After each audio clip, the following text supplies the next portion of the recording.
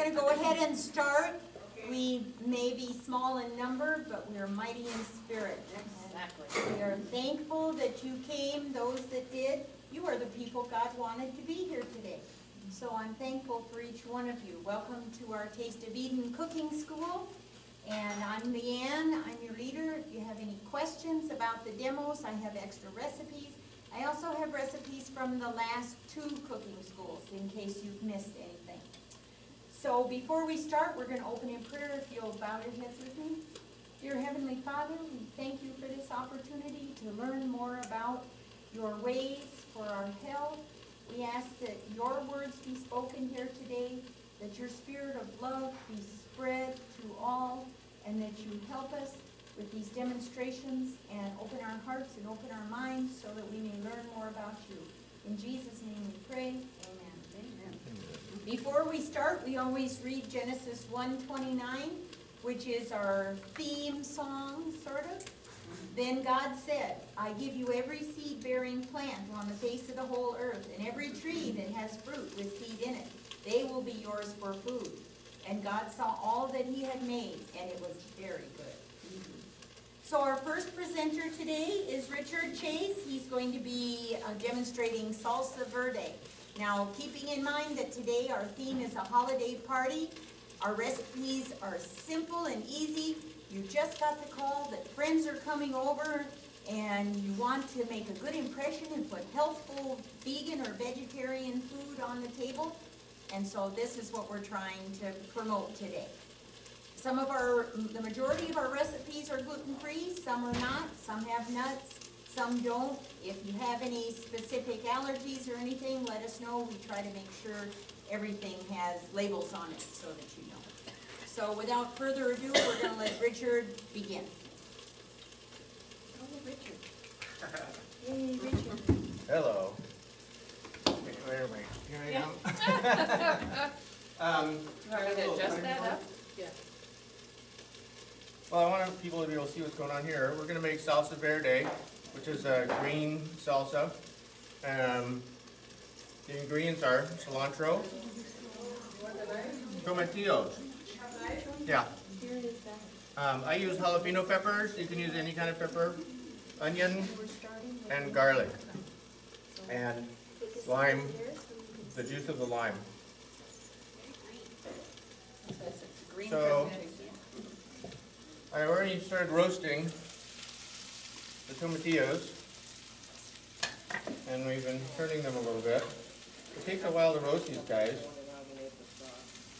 I put a lid on them after they started kind of browning. If you want to speed it up even more, now that you got some brown going on there, just a little water in there. That'll help them cook faster. And you can do the same thing with the garlic if you want the garlic to cook quicker. Richard? Yeah. Are those clothes, they have the paper on them? They do. If you're in a hurry, so let's start with garlic. What I do with the garlic is I just cut it in half here, or if you can't get through that middle part, just poke it down in here. And then just turn your knife sideways. Just break it like that. And then take as much of the paper off as you can. And then just start breaking it up. Like that.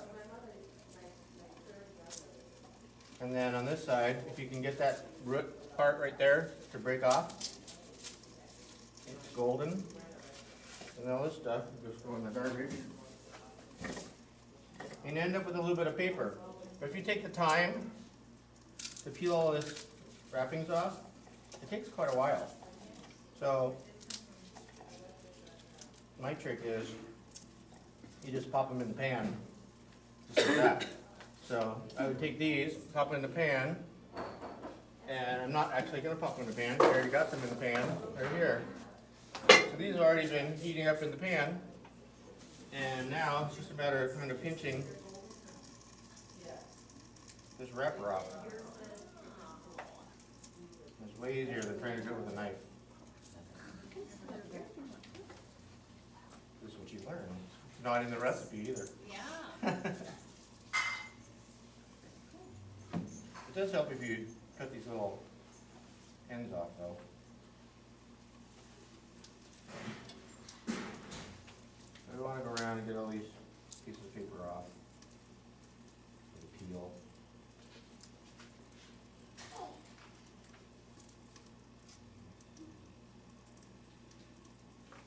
recipe for this batch is just about 4 garlics, 1 big onion,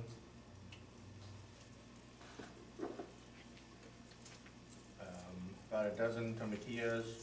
Is a tomatillo the big green things? Yeah, Because the only tomatillos I've ever seen in the grocery store are little. they have a smaller one that I grew those the first year, and they called them ground cherries. Sometimes they call them pineapple tomatoes. Anyway, let me pass these around. You guys can see this husk that's on there. So before you cook them, Guess so. Is it in the nightshade family? It's- yeah, this is kind of a nice looking one right here. Do they ever turn red then? Nope, like a they never tomato? turn red, nope. But when they get big and they start splitting open like this, that means they're ripe. This one kind of husk started splitting. It Okay, outgrew like the this. husk. And That's it's how really, you tell, when the husk starts to come Yeah. loose. and when you peel these off, they're kind of sticky. He's so cool. I don't know if you can peel one of those off and feel that it's sticky right here. Uh-huh. So I put them in a bowl and rinse them and wash them and try to scrub the sticky off. They're in the tomato family, are they? Yeah. Uh-huh.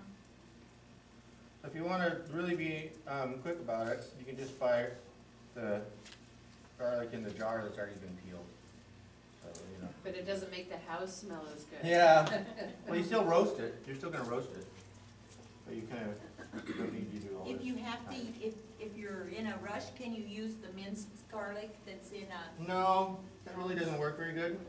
You don't get the same, it doesn't roast, it cooks. So you end up with cooked garlic instead of roasted garlic. And this is 4 heads of garlic, not 4 bowls, like 4 whole heads? Yeah. Yeah. You know, it's not set in stone how much garlic you should use. So just play around with it. If you really like garlic, use more. If you don't like garlic so much, use less. Does it say how much it makes at the end? No, 1 batch. Okay. Do you think it's like about 4 cups or 2 cups? like how many servings? We'll find out. Okay, You know, very good. I just make A it, lot. I don't follow the recipe. I just take 6 things. Cilantro, tomatillo, onion, garlic, peppers, and limes. And you No just red, do it. no red tomatoes then, huh? No? Because I'm so used to salsa. So you can tell that garlic Oh peeling my is the most goodness. time-consuming part. That many garlic? But I love to come home from work, Harry will tell you, and just grab a head of garlic and crack it open like this, and start roasting it up, and then you might already have dinner going, but we start eating it for appetizer, just on a cracker with some cheese or. Do you have Just one of roasted those garlic. little pottery roasters that you? Nope, I do it just like this. This is the exact pan we use. That's like a crepe pan, isn't it? It's Oh, a crepe skittle. pan? I call it, And or no skillet, water. it's a skillet. It's dry. Huh? It's Dry. What are you cooking There's no here? water in that one, No. right? But if I'm in a hurry and dinner's ready already, and I just really want to eat some of this before dinner's ready, I'll throw a little water on there and steam them, and as I roast them. Is that what's cooking in the pan that's steaming right now? This is tomatillos. Oh my, Yeah, look this at here, that. this- And now they're nice and soft, because I put that water in there. How long does it take to pan roast garlic? How long before, from the time you put it in there till it's ready to eat? Well, if I didn't have to peel this stuff, it's ready right now. Oh, So I probably should just turn it off. because it's been roasting in its skins. Yeah, Oh, I thought you had to peel it before you roast it. well, it's better to get a little char on it. Does Usually, it peel easier I once think it's in sealed? the recipe I said, just cook it for a couple minutes, Yeah? and then get the peels off, and then roast it some more. Huh. I wonder So, if I probably, makes if I had the been skins thinking so ahead of time and know that I only had 20 minutes, Yeah. I would've got garlic that was already peeled. I've seen those things with garlic that's, big jar of garlic that's Oh, already yeah. peeled, or bag, Yeah. and I could never eat that much garlic before it went bad, so I stopped Yeah. buying them. But now that I know how good roasting them is, I can understand why you would buy a big thing like that, Yeah. because they're so healthy for you too. The Garlic Cos- has the Costco jar. antibacterial properties. Yeah. I always tell my husband when he goes to Costco, just get this, don't come home with any giant jars of stuff. I don't have room in my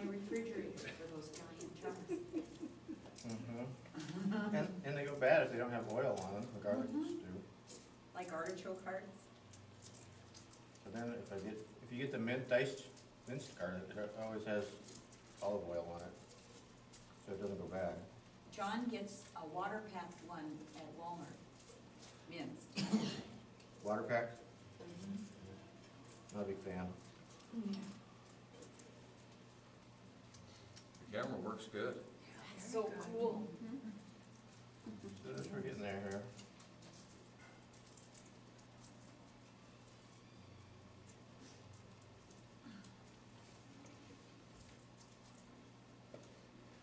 Eric, you wanna man the camera? Well, you gotta Pan it sit. around or something? Pan You it. look familiar. Like I had to scoot down just to show my face in there. Richard, have you ever, oven roasted garlic? Okay, during breaks, Is good to we'll know. just, like a cookie sheet? hi, well, I hi. don't know, not really, a long time ago, I think I might Never have done tried that. it? But I've just heard that that's a possibility, but I've Yeah. never done it. however you wanna Except in roast your that garlic, There's Richard. roast your garlic. That's what he looks like. I like the sign behind them. So this is that pretty says good. "Gather together." These are already soft. The gathered together sign. If they're kind of a big bulb like this, when I'm roasting them, I'll just cut them in half, See, they're already soft. just so they get a little more surface on the browning area. Yeah, they're already getting soft, and cutting them in half also helps you get the husk off. Aren't you scratching your pan when No, you it's a do cast iron pan. Oh, It's wonderful. My wife uses it for pancakes all the time, and Have you found a good place to get cast iron pans in different shapes and sizes if someone look was? around. Walmart has pretty good supply. Uh-oh, got a piece of garlic in there. Cabela's? Cabela's? There you go, can't lose that guy. So you can actually just chop them up, just so you're more surface areas than brown. I think we paid $18 a piece for ours. Oh, We got wow. 2 of them. At where? Let's see what's going on back here. So nice and flat. Do the handles get hot? Oh, Margaret. Margaret. We'll turn this back on for a second, just to give them another little char. Do you remember? There might be a little bit of paper left over in there, but what the heck. I'm gonna take these tomatillos off, because they're looking good. And we'll bring these peppers over here. Let's get these out. Look at how nice that Let's looks. put the tomatillos in here. It freezes really good too. We freeze it. It does. Oh, good to know. The It doesn't get mushy then? No, The just- finished Yeah, finished product, yeah. Can you freeze tomatillos? Like you Yeah. do- We freeze those too, yeah. Just, do you have to blanch them or anything, or do you just raw? No, I just rinse them. So these have been in this pan roasting here on the back burner for a minute, so they're getting nice and soft too. Get a nice char on them. Tell them what you told me. Here's a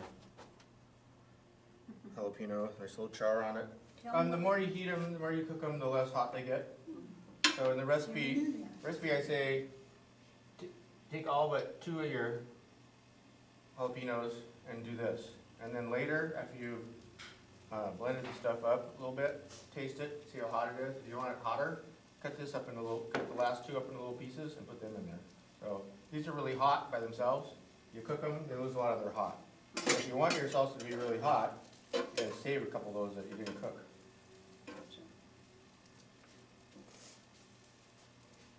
So I think these are adequately soft and roasted. So we'll take, and I don't know where my pad went. I'm gonna throw them in here with some tortillas. Behind you is a whole pile of them. Here it is. I like this one. It's green. And so let's check out our garlic here. Smell it. That smells pretty good. Uh-huh. The whole house smells like a It's restaurant. roasted. There's some more paper. It's almost like that could be almost your whole meal with just some bread or something. Yeah, it could be. Because all the veggies are there. Yep. The green veggies. Get that paper out of there. You know, Patty's comment when I first started roasting garlic is, I hate to peel garlic. So I just started doing it this way. Now you put this all in there.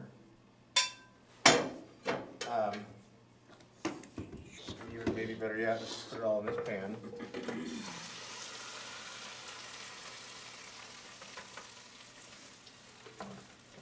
Put a lid on it. And you just let these guys rest and share their joy. While you're doing that, then you can go chop up your onions. I'm not a professional, so this is out of my skill set of organizational stuff. But I showed you how to do the garlic, and I think everybody probably knows how to chop an onion. I'll just show you real quick how I do it. I cut the top off, the bottom, whatever that is. Here's the top. And you peel it.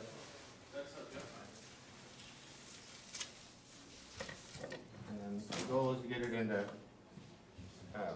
little strips, so I usually cut it in half.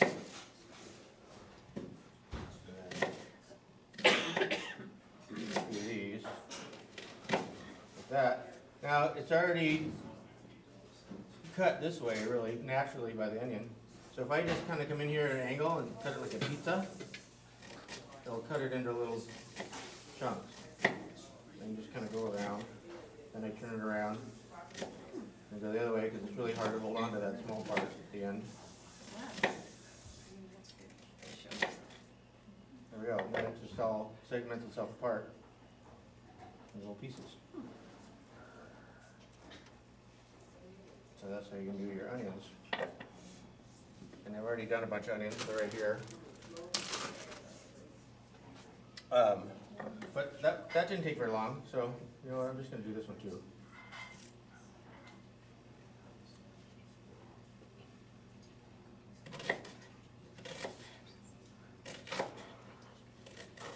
Cut your finger, number one rule. So if you were to do this individually, just cut it like a pizza. You put it in a food processor? It turns to mush when you do that. You probably could because we're going to put it in the food processor anyway.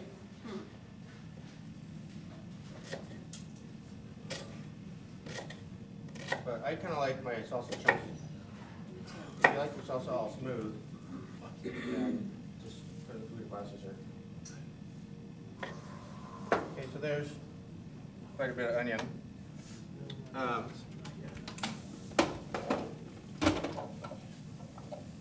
Ooh, this isn't very clean. Could you give that a quick little clean? So, how much onion do we want? Probably a little more than that. This is kind of more than a single batch. I didn't actually have time to use these exact ingredients, so I just filled my pan up with garlic and tomatillos. I'm just we're probably doing a double batch here. Just double batch with onions.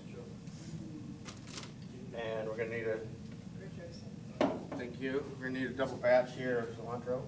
That's the best part right there. There. I know, either you love it or you hate it, I think you guys love it. Like soap. And then lime. Like lawn soap. You already know how to juice a lime. If you don't have a juicer, you can just squeeze it like this. But these little juicer guys are awesome. If you can't eat cilantro, is there any substitute that you could recommend? That would, Oh, And what's the? I know. I want to say just end your life. No. That's not very nice, but I can't imagine not being able to eat cilantro. I know, it tastes, I have that genetic thing where it tastes like Dawn dish soap to me. Wow, eat it anyway, because it's very, very good for you. I know. I can't remember what the health benefits of cilantro are, but it's a natural detox. Yeah. It naturally detoxes your system. So So high in vitamin everybody C. should actually eat a whole thing of these like 3 times a day. What? Well, Yeah, that's- really, It's in the, really it's good in for the you. parsley family, so I wonder if you could use parsley. You could, but why, that's blasphemy almost, isn't it? Yeah. Cilantro, but So you have to try here's it. half a lime. Do the other half.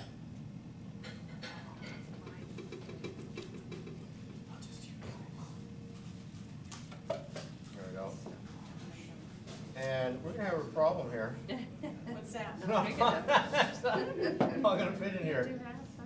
So, yeah, we're just gonna Or pour half your juice out.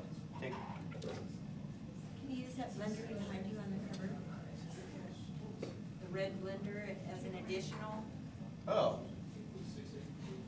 That's bigger. yeah, but it might not chop it as well. It's a vitamin.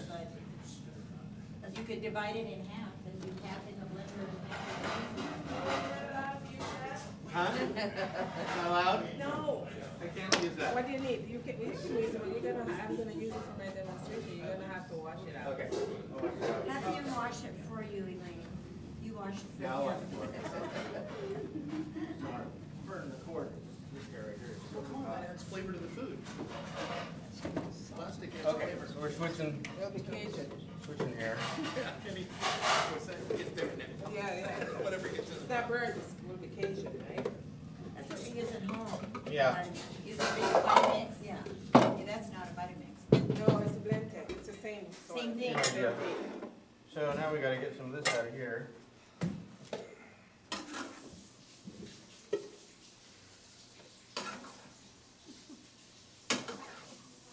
It looks impossible going in, doesn't it? It's like, ew. Yeah. So now I know. Is that a non-stick pan with a metal scraper in there? Just Yeah. asking. Just asking. It's yours, isn't it, Richard? Let's Is it your see. page? Yeah. Yeah. Well, it's not mine this time. Let's see if I can get in here.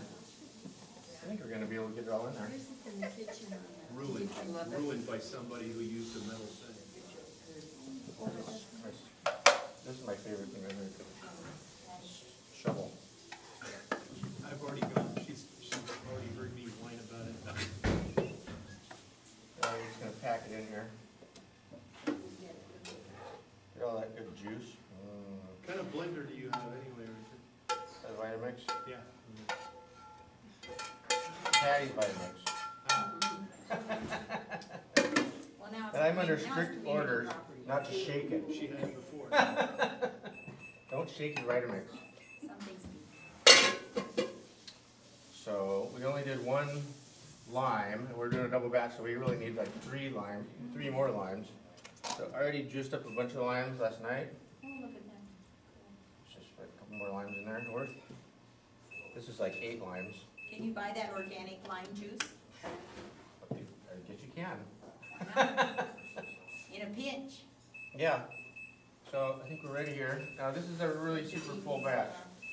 Usually I just pulse it a few times and then it's done. That's not gonna work. It doesn't work if it's from concentrate, by the way. The lime juice does not work the same if it's from concentrate.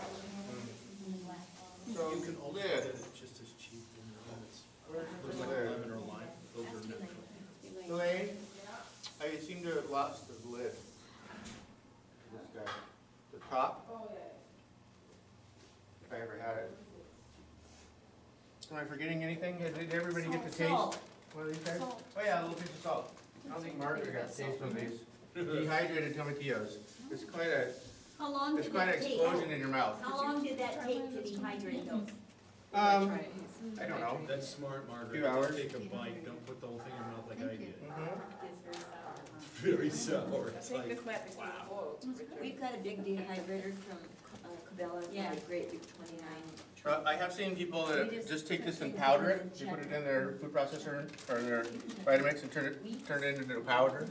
This is dried tomatillos. Maybe 10 hours. And they're very full of pectin, and they'll gel really solid.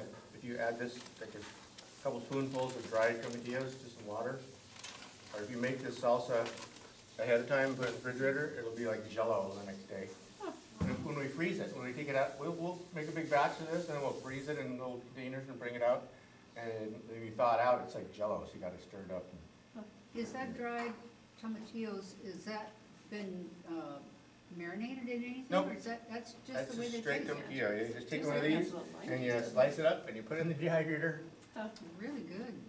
Pinch of salt. Do we have any salt? There's some Right right on the behind table. you. No, You yeah. can use that real salt, that bag. Okay. I brought my own kosher, thank you. Everybody's got salt. Jenny, I'm just gonna throw in a little pinch of this ancient fine sea salt. How do we know it's ancient? How old is it? That's probably a little bit much right there. You can go do that. Let's throw it over your shoulder. Right here. Sorry, I'm wasting a little bit of sea salt. The ancient. So, let's see what happens. We lost my cameraman. You want me to do something? Sure, just I don't know what I'm doing. put it over here to the blender. Try to blend this stuff up.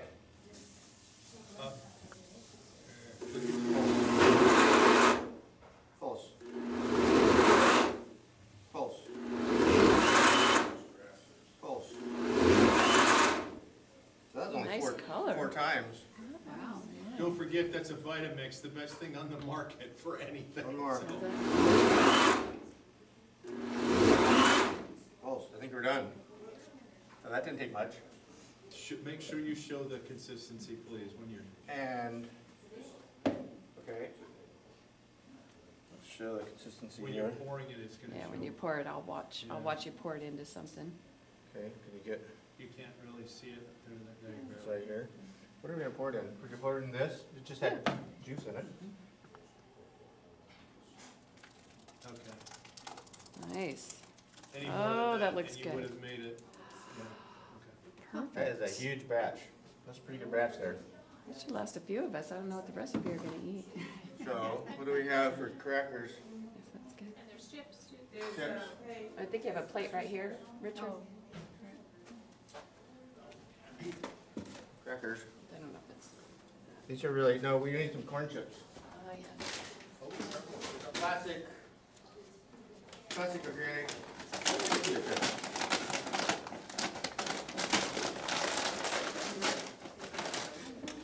So you just have things. Here.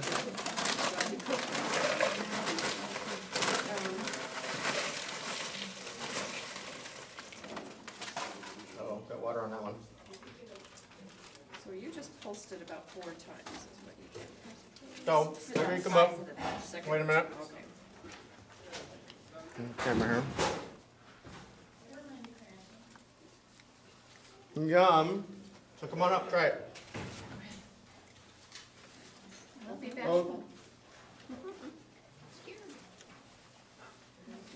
Yeah, I don't think we need to add any more jalapenos. Okay, Let's try to kick to it. Get some,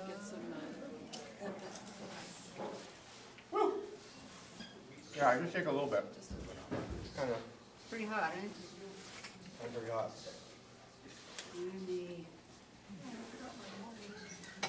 Boy, I roasted those guys a long time too, but I didn't take the seeds out. So if you took the seeds out, probably. Yeah, it'd be those, less hot. that's some spicy ones. Woo-wee. Is that spicier than what you want this way, I guess? If you don't like spicy, don't put very much on. Yeah, really just dip a corner. Well, you know, that's why they put sour cream. Yeah. Out is because it cuts the meat. And that really makes a difference.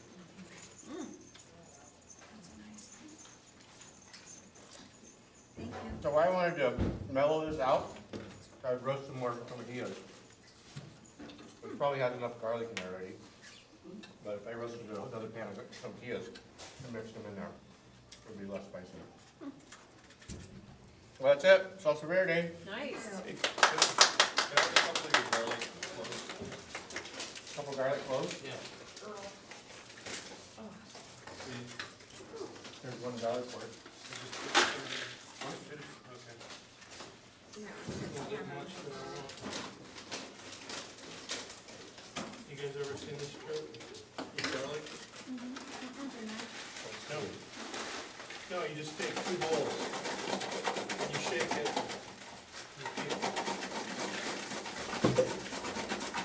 You You do it for like 30 seconds. Or, and if you have another bowl, that it all just kind of just comes right. Oh, that's a good trick too. Yeah. Shake it up. And It that's just just comes, but see, this is hard with Here's some in it. styrofoam, because it has to be harder on the edges, and it bounces around, and it actually softens the garlic, and it all comes off. And is that when the garlic's raw? Yeah, Okay. Yeah. So, but it's harder with plastic because it doesn't. I'm gonna double up the onions here. It's still hard with plastic. Harder plastic works. Yeah, it's pretty cool. So I just added a bunch more onions. Ooh, nice. And that's gonna do what? Cool it down a little bit. Cool it down? Yeah. Yeah, more some. I'm with Yes, add more lime too. If you notice with any kind of hot sauce or anything, when you see the medium and this mild, the only thing added is lime juice. Oh, everybody's always trying to drink milk, salt works too, but milk, kill you. Milk will kill you. It just tastes your tongue and now you're fried. Sounds good, Richard. seek out the edges. Okay.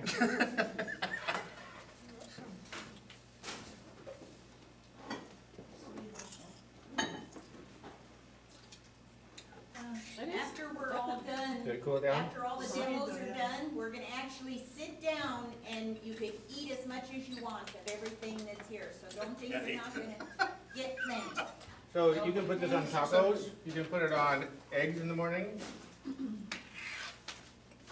Nice, okay, so and add, eat it with some cheese and crackers. Yeah, that's way better. It's a lot less hot now. add more The lime lime juice though, in man, there. it Yeah. totally keeps the same flavor. It helps keep the flavor. Well, yeah, and when it was so hot, you couldn't even taste the lime, so. Yeah, I had a buddy that made hot sauce all the time. We couldn't figure out why. We couldn't eat it. If there's an ingredient that you can't taste, you probably don't have enough of it in there. Yeah, that's pretty good. That's ready to package up, stick in the freezer. We'll back out every month or so. Nice. Yum. Do you freeze it in jars Mm, or? what no, do we freeze it in these kind of you- plastic plastic? containers. Okay. Yeah. I still got a little kick, but. You not can bad buy before. those plastic containers with lids. They have different sizes, like the shorties, like you can get at a takeaway place, or the next size up. For $15, you can get 40 of them Yeah. with lids, and they're microwavable, you know, as long as you're I'll not just put more of this in here. leaving it in there for an hour, obviously. But yeah, they're really good. It's gonna start spilling I out. do. I know, I need a bigger pan. I make hummus and I make stuff and then I give it away. So you can just give it away, you don't have to worry about it. Oh, I'm sorry. I'll bring that back because it's expensive. And glass doesn't do well when you freeze it. Oh, it doesn't? Yeah. Okay, that's. Well, no, what I'm not wondering, because, flavor. unless you're paying a lot of money for tempered glass, now you've lost a good container Right. that you normally would. Yeah. Unless you do what I do. Oh, I like the Goodwill, lime in that you now. get the old school stuff. I still do. I don't know. You know, the old stuff that like your grandmother had? Oh, no, I need the glassware. I could. It's still hot. It's still hot. Gotta It's be- still but hot. not, not quite like the first one. So just heating it in the mouth. Salt or salt would work too. Yeah. Yeah, a little more salt. No, she needs salt on I think I should have thrown out that other salt. That's in the garbage. Richard, do you still need it? Leanne, paper, No, paper here. Oh, messy lady. well, we have to figure out how to do this. Just throw some more salt on it too. What's that? Sugar. There we go. If you're done with it. Okay, that's just kicking in my mouth. Richard, will you lift that up and we'll set it on this, so we don't have to worry anymore about the spills I don't know. with that? Oh, Now it'll slide off of it. yum with the salt I got. Did you not? No. I can't even cut up. I know. I have running water on them and I almost. We're gonna move this down here so the next people have room. They had a bigger.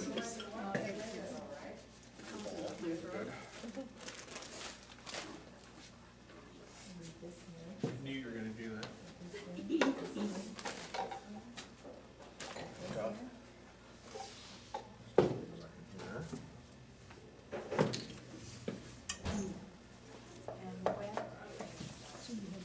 And then if you really wanna take it to another level, You burned everybody's face. take some of these dried guys and just kinda chop them up and soak them in water for about an hour or a half hour.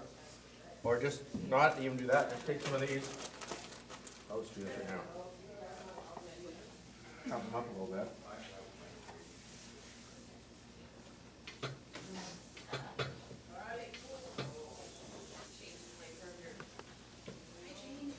I don't even want to get near them because they're going to get me, make my mouth hurt. Oh, there, got it, huh? Then you add these to the pot.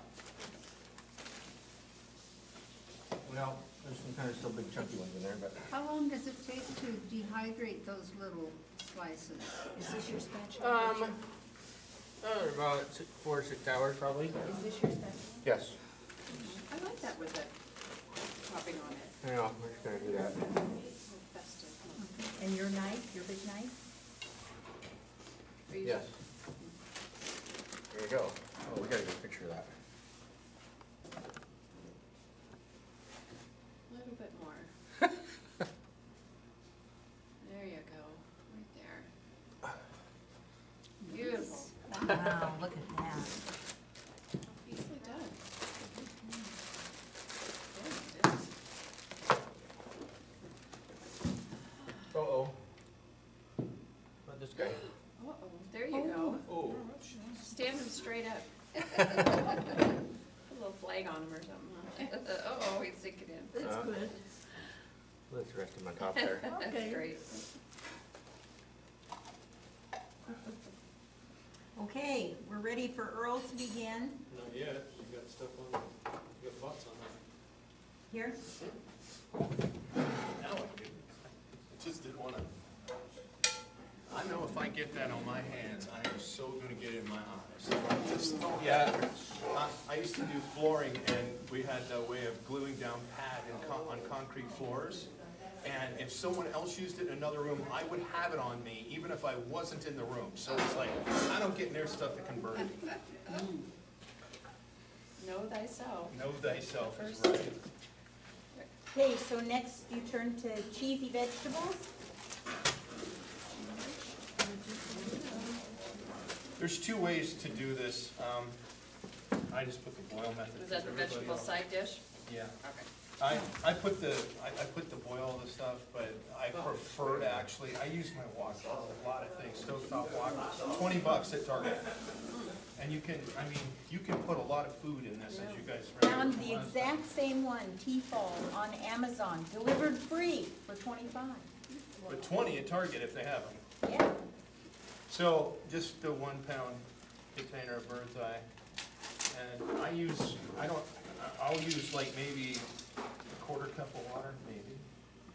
Just depends on how this is going. If you boil these things, you lose some of your flavor. Anytime you boil anything, you know that you lose your vegetable flavor. So I prefer not to do it that way, but people get lazy when they're cooking, so whatever you choose. Now, there's a lot of corn in this, so you can choose to add more or not. So I'm not going to on this one, but I'll show you how much you can see. There's a lot of corn in there. Yeah. Normally, Over here. bird's eye has a lot of corn. Zoom in. Most of them don't, though. If you Oh, get like one more time. Ooh, okay. Wait, Thank you. And when you first put it in, they'll be like frozen blueberries, it'll just like go real quick. That's why I got a little bit of water.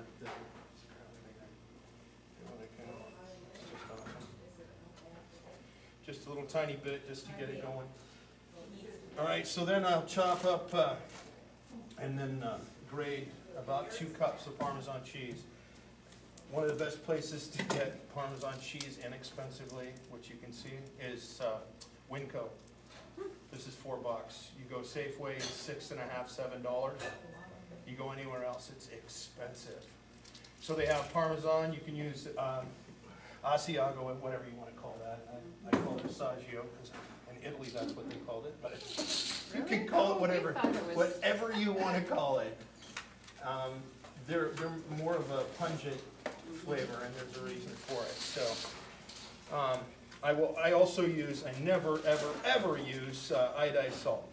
I haven't ever used this in the last 20 years. I haven't used it. I use kosher salt, And I'll use about a pinch, say about a half a teaspoon there. But I don't use it very much, because it's, you can use it, if you've ever seen the cooking shows, you like see them take like a handful and throw it in. Kosher salt brings out the savor of the food. It doesn't it should never be a salty flavor, so. I use a micrograter, by the way. You guys have ever used a micrograter? Have you? Ever? Anybody? Micrograters. Yeah, well, it makes it a lighter, like when I'll make cocktail sauce. So you have horseradish, right? Well, a lot of people chop it up, and then of course you're crunching it, and mine, I use a micrograter, and the acetic acid from the tomato literally dissipates. And so all it is creamier, but it's still got ketchup. And that's all you have to use for that, by the way, unless you use a little salt. And you can use lime to cut that too, to make it. I'm just waiting to see if this is actually gonna, this is a brand new heating element, so we're still testing it to see how fast it eats things up. The more cheese, the better. Yeah, Am I I'm with you. That and cilantro, two separate dishes, of course. You know, and at our cooking schools, we don't, you know, we say, okay, there are all these different levels of health eating, but everybody's in a different place. And God leads us along in different rates. And so we're just here to give you all different kinds of options of how you can progress as far as God leads you. Here you go. Because He says, I want you to prosper and be in good health. This is hummus. It's a little round. I use Best Foods. I don't like using any other mayonnaise with this because Best Foods has the correct salt and vinegar mix that I like for my stuff. Has anybody ever heard of this Trader Joe's garlic aioli mustard? This is the face right here. What's aioli? Aioli is a Like a flavored mayonnaise? It's a flavor, yeah. But here, I'm gonna pass it around, let you guys smell it while I'm waiting for this to happen.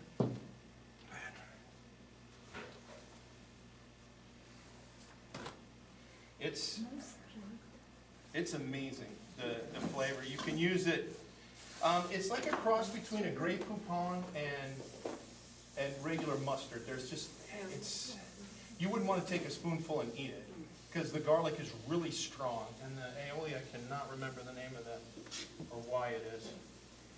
Come on, you can eat it. That's as far as it's gonna go. Geez, what else do you use that for? Sandwiches? Like, do you put it on sandwiches? You can use it for sandwiches, but it's really strong, so I prefer to just mix it into different dishes, and anything that you put mayonnaise in, like deviled eggs. I use it for that. I can see that. And I don't know, since I'm standing here waiting for this to work, I watched my mom, we grew up in a chicken farm, and so we had eggs in every way, shape, and form. And so whenever you made egg salad, we would use, you put mustard in it, well, that changes just a little bit. But everybody doesn't realize, because you see pastry chefs, so most people aren't pastry chefs, so they don't think of things like taking your deviled egg mix and put it into a Ziploc bag and cutting the tip and then using it to pipe it in, because it's so much faster and you don't pick up the egg. Yeah, but see, the old school way was take a spoon and put it on there and then rip it.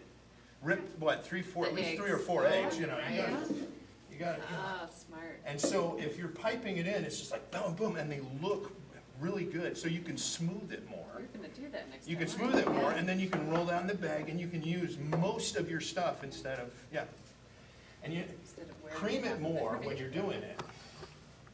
When you, another little trick is use about a quarter of a teaspoon of pickle juice. People don't think of that either, and it smooths it out with that vinegar. Oh, and it's got the dill in it. It's so good. Is that your next thing that you're gonna make? No, I have my next month is Pico de Gallo. But I actually had mine on a YouTube channel because I entered a Bobby Flay's contest several times. Anyway, we did I did, instead of using onions, because some people just can't stand onions, I use fennel. or anise, which changes a little bit of the flavor. It's got that licorice thing, and I don't like licorice, but I like that. Interesting. And you can use it in a, hey, look at that. Good, you didn't use it. Watch it. Anyway, I used that, and then I used orange and yellow peppers, so you'll see that when it comes. It's not hot enough yet. It just looks like it is.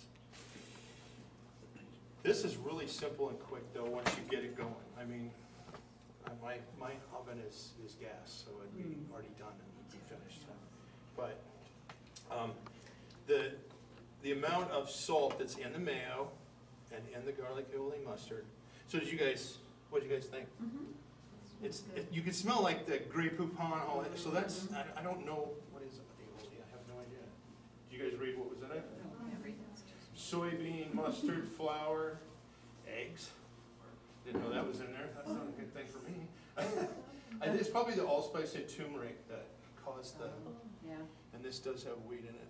Wow, I did not know that. There's so many things that have wheat in it that nobody realizes. I had a friend that, I don't know if I told it, he highly allergic to wheat. I mean, like almost deathly. He's a college professor and he's a homeopathic doctor.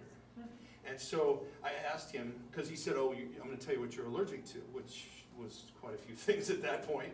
And he said, are you going to quit eating it? And I said, well, yeah, because it's killing me, so I have to quit eating it. And so he told me what I was allergic to, and then I said, well, did you quit? And he said, oh, no, I cheat once a year.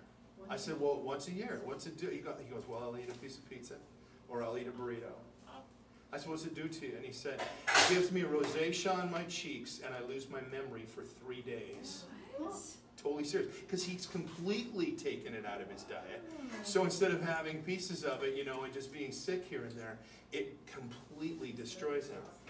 And so I said, well, what's wheat in? And he said, everything. They use it as a flavor enhancer in so many things, and people don't even know that it's in there. And I'm like, oh, come on, seriously. And he said, no. I said, oh, come on, in drinks? He said, Powerade has it. His buddy threw him a Powerade after they played a game of basketball. He took a couple big swigs. In 2 days, he was starting to feel like what was going on, so he told his wife, just remember what's going on. In the 3 days after that, he went back through his whole day, and finally it was the Powerade, because he remembered that was something that he'd normally drink, and there's a flavor enhancer. It doesn't say wheat. It says something else, which is from wheat. Yeah. So, kind of scary, I mean, you don't know. Yeah. I looked up aioli and it means garlic mayonnaise. Ah, well, there you go. So that's probably with the eggs. Remember, there's eggs in it, so that probably, because there is eggs in those foods. Now, there is ways, so if you got it in here, what I prefer like this is all your flavor is in this. I mean, again, if you boil, think about your water. It doesn't come out clear. It comes out sort of yellowish and whatever, and so you're losing. I can remember my mom used to home can food. I wish I could go back and eat that, but she would make me boil the beans for 15 minutes. It was just, oh, come on. Seriously, but she home canned them. And when I said that, I mean, one summer she and one of her friends canned 1,000 quarts of beans in one summer. That fed us for 5 years. A lot of beans. I love beans still, though, because, yeah, it's just, this is not super hot. I don't know why it's not. What's the control in the front, that's facing us, there's something? Oh, no, it's just the wire. It's a cord. This is, Oh, it's a cord. Okay. it's got a thing in the back here, and it says 5. So. It's Yeah. There's a That's lot of, a there's a lot of metal on that pan. that's I can gonna see be some heat using coming the out of heat. it. No, I just turned it down slightly, and it's starting to boil. Okay. I don't know what that's about. Apparently you can't run it to 5. It's hot right on the bottom. Oh, no, I understand that, but that's why I have a lot, because then I can turn it. I use this thing for many, many different types of recipes, because you can cook so many things in a wok and not get spattered. I do, I have many recipes, so. I grew up vegetarian, by the way. I didn't eat meat except for stream caught fish that my grandfather and I caught till I was 12. So, I do know how to cook vegetarian-wise, but mainly it was, everybody was still eating wheat. Everybody got allergic to wheat, like, what, in the 80s, was it? Yes, like. Right there, yeah.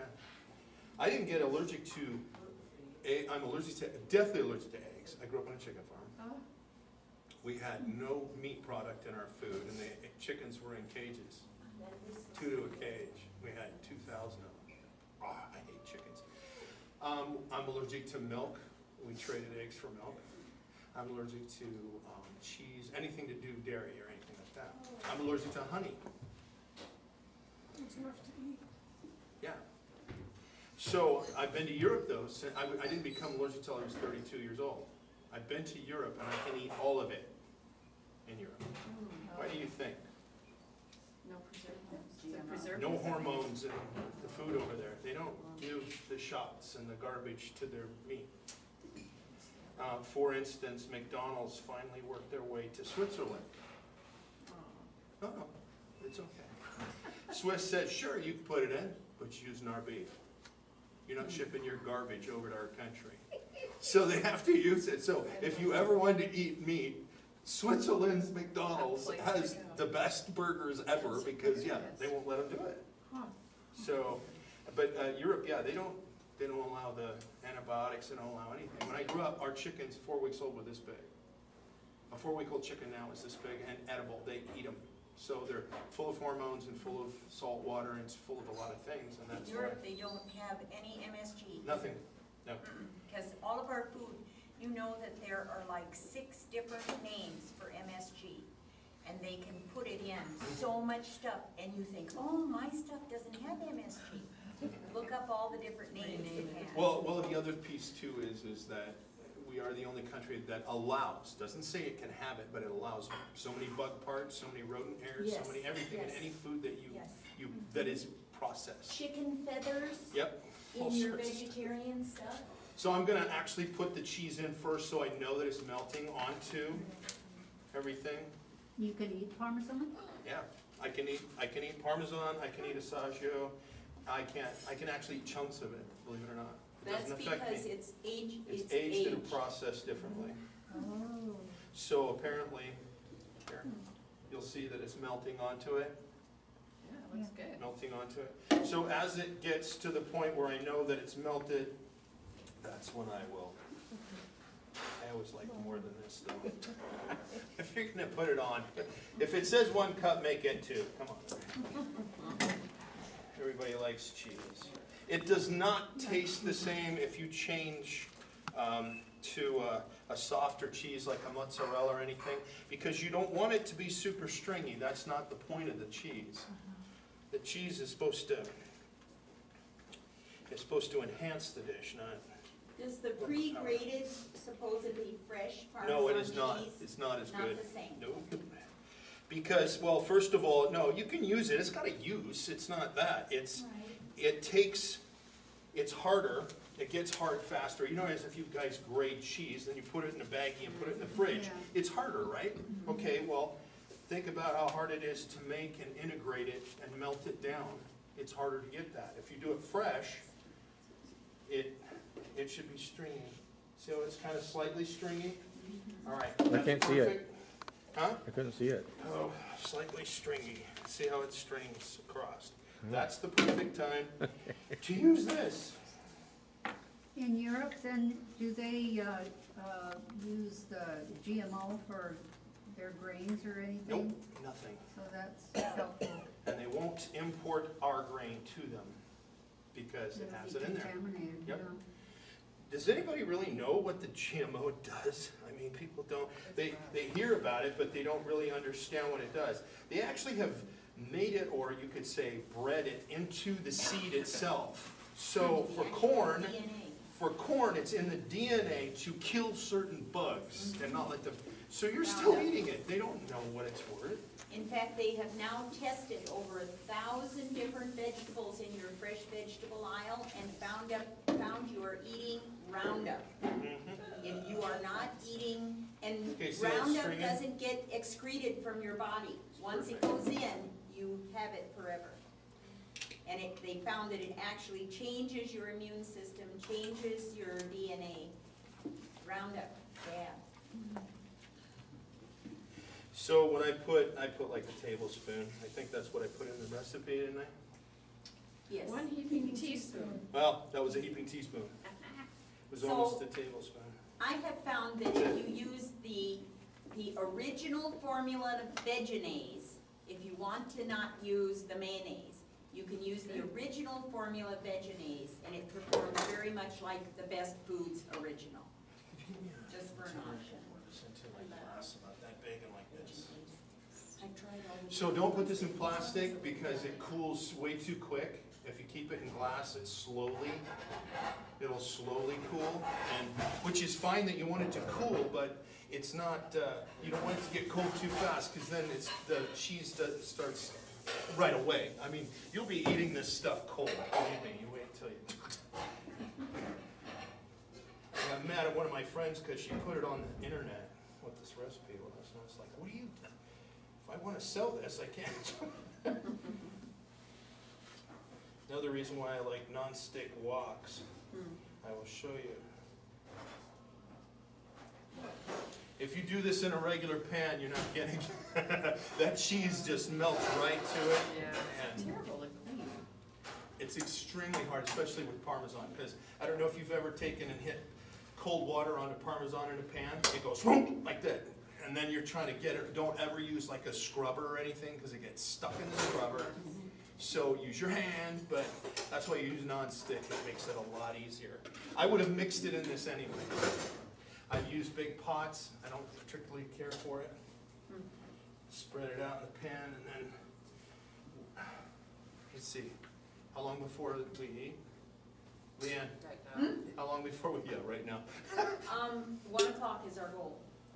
It'll be cold by then. Well, we can either put a lid over it and it'll be fine, or you can reheat. So that is was mine. it? That was Oh, it. that's See, it's easy. just, but it's a quick side dish. Yes. A quick side dish to make sure that everybody's, Okay, Hold that on what hand. would happen if you put your wok on and just put it on low? Would it cook the vegetables mushy? it would do much on the vegetables and then the cheese would start to stick and burn on the bottom. So if you want, you can take that, put it into a glass dish, that's what I'll, put it into a glass dish, and you can, I hate saying mic, but you can mic it for a few minutes to get the heat back up, stir it up, And put the it in your bowl. cheese won't turn to No, solid? no, because I'm letting it cool. Okay. If you try to throw it on, it's good, but as it coagulates into the stuff, there's one guy, I'll never forget this. I made it for, I catered one of my company picnics Good thing. idea, Rich. And my buddy Hey, decided he was gonna try it. He had not eaten vegetables in 20 years, and I'm not kidding you. He prided himself. He had 3 helpings on his plate of that. And he said he would never eat vegetables again, but that was the best thing he'd ever eaten, so. Because it's different. I mean, you know, why would you think Parmesan cheese? Why would you think garlic mustard? You know, I mean, that you don't. It's just an odd. It's hard to try. So what's the chunks What's of the, Parmesan? I don't know if you had that on there. They sell. Did I? They sell the other types of I call it succotash, I mean, because I grew up calling it that. what but is succotash? Really? that- Succotash has got lima beans in it though, too. Okay. This does not. Some of the mixed vegetable mixes you get Yeah. have lima beans. You can get the larger 2-pound at Winco, So it's nice because they do. and it's inexpensive, but this had a lot of corn in it again, so I'm gonna put this in the freezer, by the way, in there, just in case we need to use it for potluck. Yeah. And I don't have receipts. Grab this. There you go. And see, it's coagulated enough where it didn't stick to that, notice? But it's on non-stick surface too. Here, use this. I think you meant plastic bags, didn't he? I didn't lose it, I bought it with a bunch of my own stuff. Church items. So, who's next? I'm next, but I didn't notice that. That's, oh, wow. Yeah, you watched it. So our next demonstration is going to be Gail with mock salmon. I'm a cheese and cracker person for holidays and things, and so to not have cheese and crackers when I'm vegan. This is my go-to. I don't know if any of you are familiar with Eva Brackett and the Five Loaves Deli that was in Seattle years ago, the ministry, I guess that was 20 or so years ago. But her cookbook's still available out there on Amazon, I think used copies. And that's where this one comes from, the Seven Secrets cookbook. That's good. So, let's see here. So,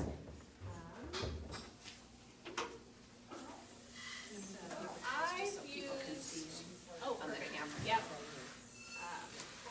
Those are 2 cups of almonds, and I use the slivered, already peeled and blanched ones, just because I don't do well with skins. But you can just use regular almonds. If you do use these, just slightly less than the 2 cups, because they pack it in a cup a little more than the regular almonds do. So you can put all your almonds in, a little bit of water, and start with a little and add as you go. Lemon juice, fresh lemon's better, I didn't have any, but this is in the freezer section, no preservatives for that kind of lemon. Tablespoon of lemon juice.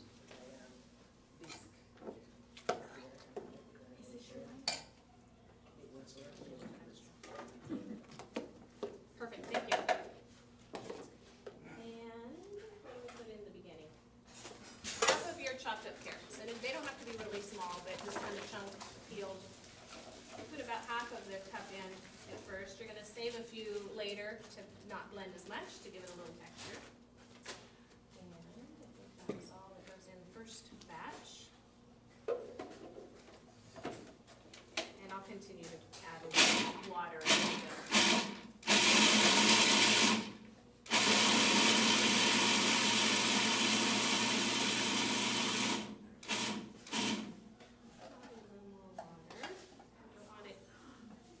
Totally creamy, but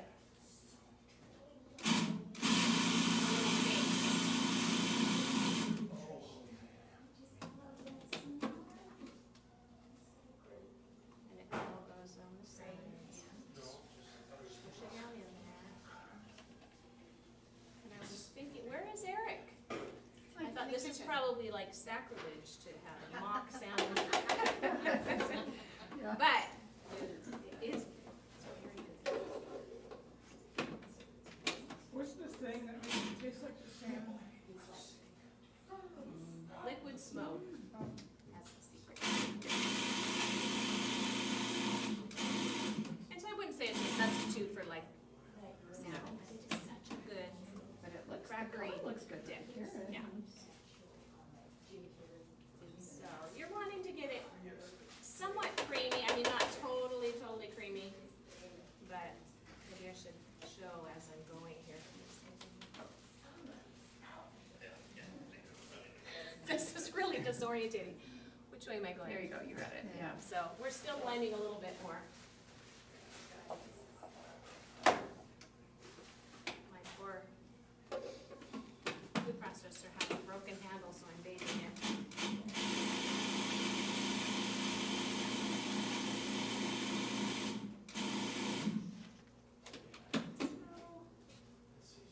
You're getting there. It's pretty good. Kind of get that base somewhat creamy. A little bit longer.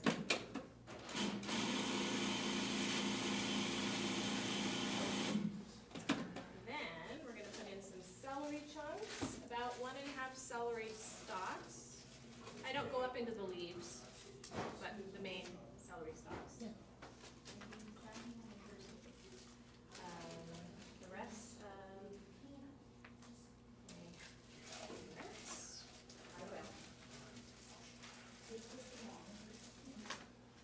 And then I have a teaspoon of paprika.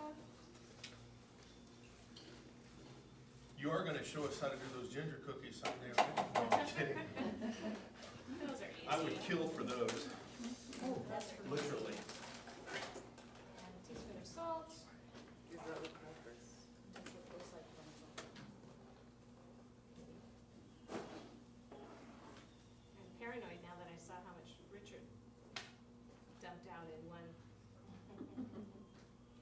you get that salt in a bag like that? This I get through Azure, which is a food co-op that delivers to someone on the island. Oh, It's my drop site for them, but, I don't know if that's where I've always bought it, so I don't know where else. okay. And then, yes, she was asking what makes it taste like, gives that salmon-y kind of, flavor, is the hickory seasoning. I like a lot of that. Spread. It's mock salmon spread, Eric, sorry, I know. Is that the stuff that they sell at the ABC or Andy's and that No, stuff? Winco. No, I meant the mock salmon, remember they have like a seafood blend thing that Oh, they have. yeah, this is just almonds, it Make doesn't crab, have any fake meat, crab cakes out of it. fake Oh, I use that stuff all the in time. it. I'll test it. Yes. So that's what kind of gives that. Fisherman approved. Yes. See if it's That's a good question. I don't know. You don't wanna look, I, don't. I've cheated Don't. before and put that on my fish. yeah, Worcestershire sauce. well, I've heard that they, like, steam and then peel, I don't know. That would make sense. Okay, so this batch of the veggies at the end, we're not going to totally blend in creamy food, just kind of pulsing. And once I've got most of the carrots starting to chunk up, we do the green onions last, because we want to leave them a little bit of texture.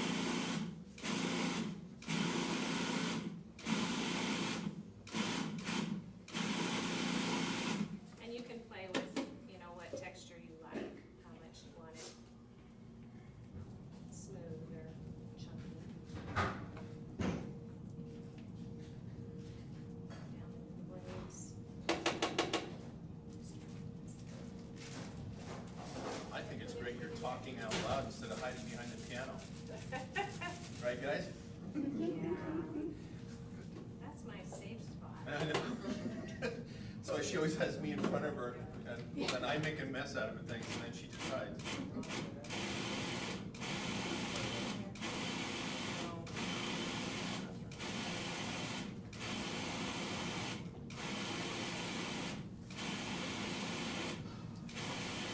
So Matthew, it's been a couple years since I've made this, and he had forgotten all about it, so he's kind of a picky eater. And he was like, what are you making? What is that? It's not soup. What is that? I said, just try it. I put it on a cracker, and so he's like, you have to bring home that. That has to come back here. I need it. Kid approved. Yes.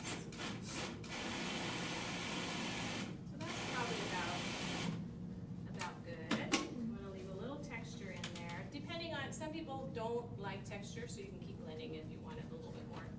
I'll just show the camera what we've got here so far. Beautiful. Good, so, maybe I should try it with a cracker to see if it's blended enough. We have crackers There's over there. crackers down there on the round table. Does anyone else cook without tasting? I have to taste along the way. What's the anytime I point then, eat. right? Yeah. That's half the fun of it. Yeah. Or I might want a little more blending.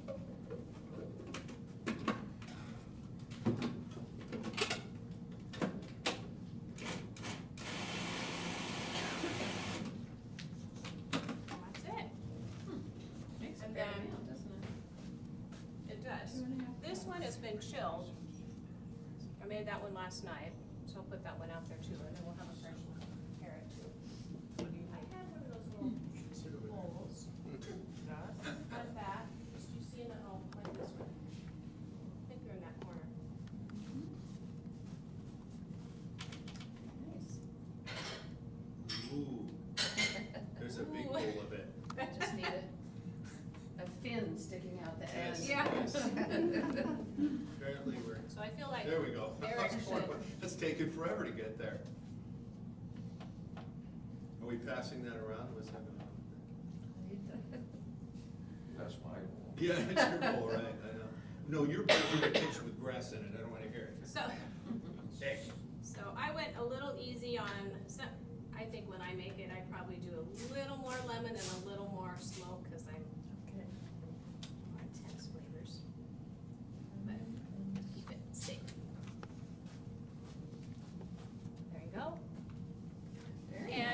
not tried it with vegetables. You know, it's a carrot dip, because there's carrots in there. But really good at crackers and open-faced those little sandwich breads and things. Ginger cookies. It would not be good on ginger cookies. No, I can just take the cookie then. Oh, Right, yeah. no chip. There you go, that's, Try it. Just take the cookie. Try it with those little rice crackers, the gluten-free rice crackers are Mmm, really good. very good. yeah, excellent, very good. Thank you.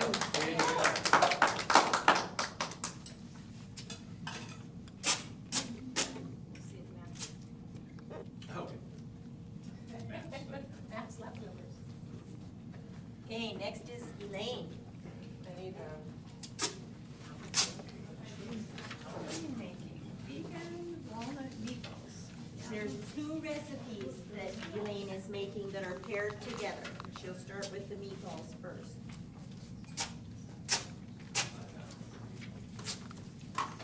Oh, taking care of safety, thank you. I've been watching everybody gingerly strip over this. Yes. Don't want to clean. No, I was thinking, I didn't see you're tripping over it, I would have.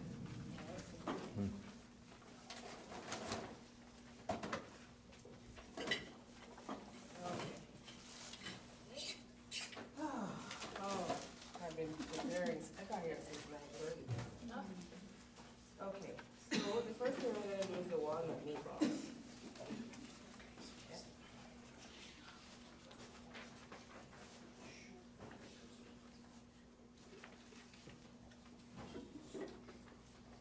Onion. Water.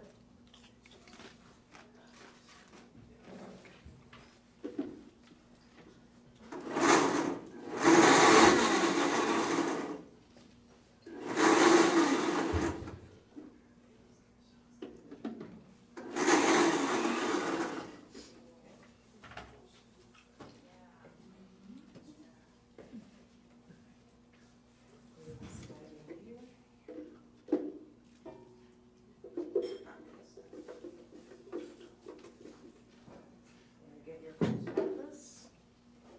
And it could be gluten-free, but I'm not gonna do the demonstration, just use gluten-free if you're gluten intolerant. And so this is regular salt beef without the salt, extra salt on top. And so I go like so.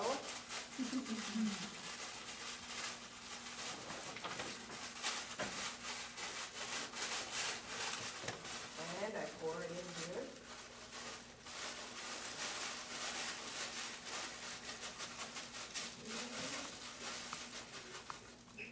Okay. And I won't even bother to rinse this. I'm just gonna put my walnut. Wait, she's staying. Oh, no, Gail's leaving.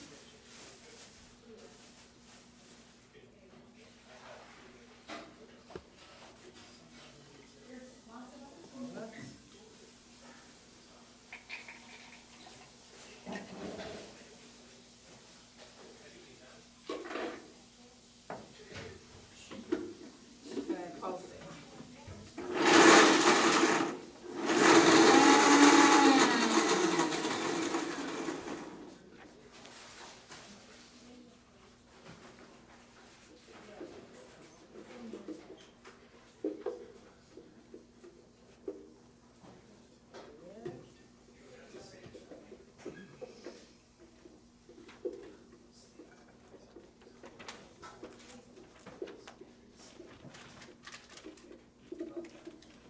And I put some McKay's.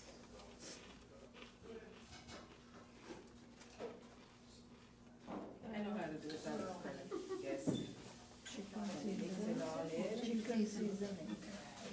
Yes. I actually ordered it from Amazon. Now, is it non-chicken, because it's vegan? Non-chicken. Huh. Well, it better be. Chickenless seasoning. There's the beef one also. Okay. And so you put that in with, well, garlic. I ran out of garlic, so I'm sorry I have to use garlic powder. So Oh, put some garlic powder. We still have plenty. Yeah.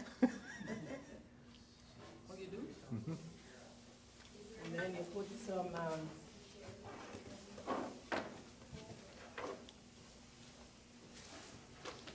say that garlic powder or salt? Powder.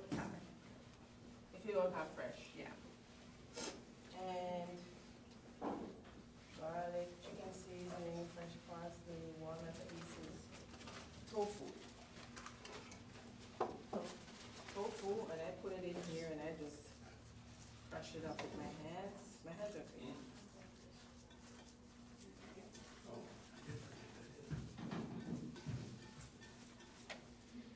And you put some oregano.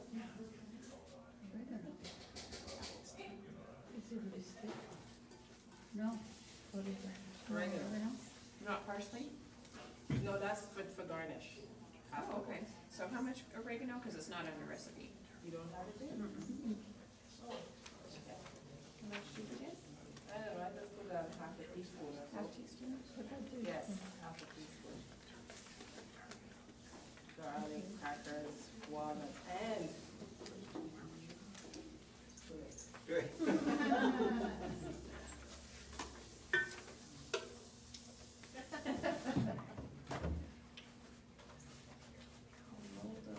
yeah.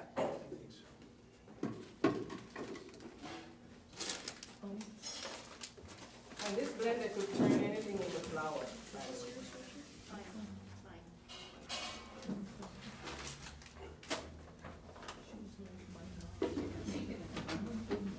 Yeah, I don't know.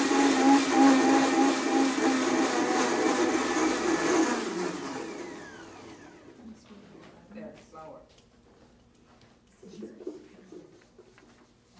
That's a Vitamix, It's a Blendtec. with Blend, Blendtec? T-E-C. Okay. Got it at Costco. Wow, It's fabulous. You can make hot soup and everything. It's just like Vitamix. wow. You can throw in some rice and make flour. You can throw in whatever. Huh. Make your own flour. Do you have to cook the rice first? Right? Let's make it from the hard. Yeah, the brown dread rice. Okay. Like that, yeah. Nice. And so here you go. Mix it up. And the recipe said to spray your hands. Like so. And you take a bit and you go.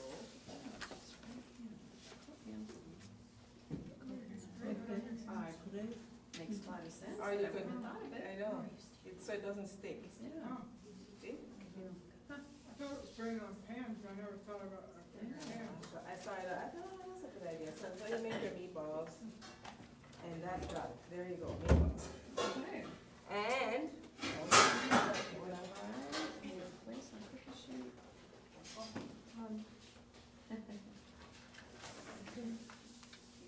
Here comes the party favor. you can bake it.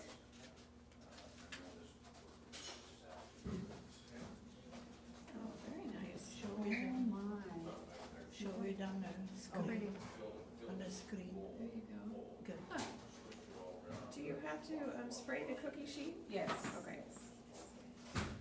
And now I make the dipping sauce.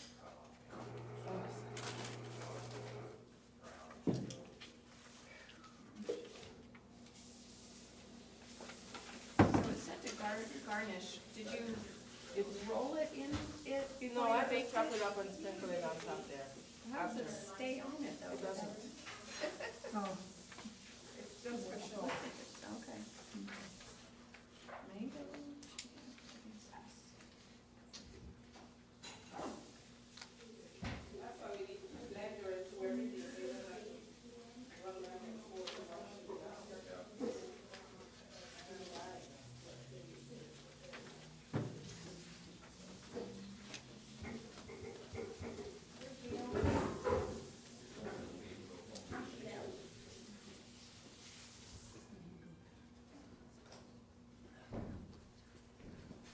Yeah, mango, so she's from the south. Mango. She's back. I'm back. So mangoes, I just peel it and cut it up. Throw it in here with the tomatoes. Cherry tomatoes.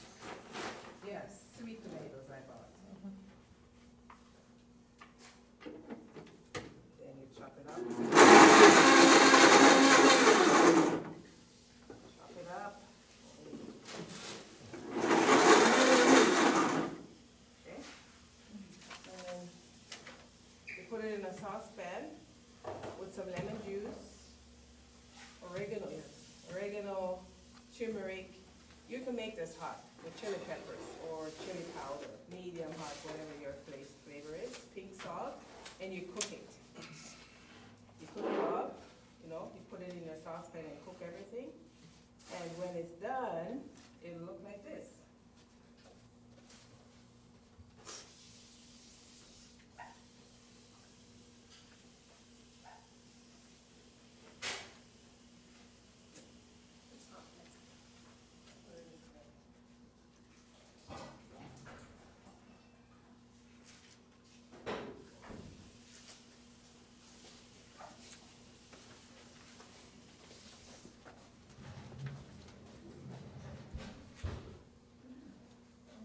Wow, that didn't take long. Oh, magic. And so Right, you right here, show- right here, right here. Oh, oh. Good. And so you dip your meatballs in it and voila, after. Yum, yum. I'm sure Uncle, is that what you said? Yeah. I'm sure Uncle. Oh, thank you. Okay, Lane, are you done? Yes. Oh, thank you. Thank you, Elaine. Our next demonstrator is Jane. She has two And so there's garbanzo-based gluten-free if recipes. you are gluten-free. It's with the gluten-free Two crackers. two garbanzo-based recipes that Jane's gonna be demonstrating. And so you put your sauce in. Put the meatballs, okay? Very nice.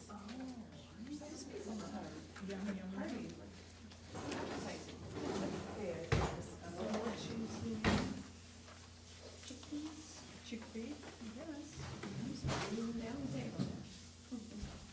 We'll run out of table. Okay. Sorry, we have to work on our transitions a little bit. Yeah, we need double of everything. Double blender, double, so we don't have to go back and forth. Thank you.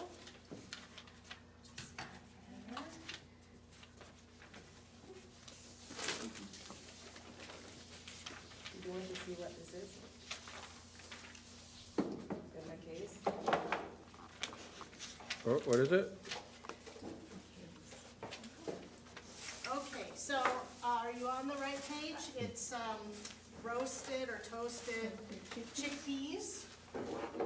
And you guys are gonna get to know me as the garbanzo lady, because I make a lot of stuff with garbanzo beans. Yeah, you know. They're also called chickpeas. The black eyed peas are something different, so that's not the same thing. Okay, so I'll,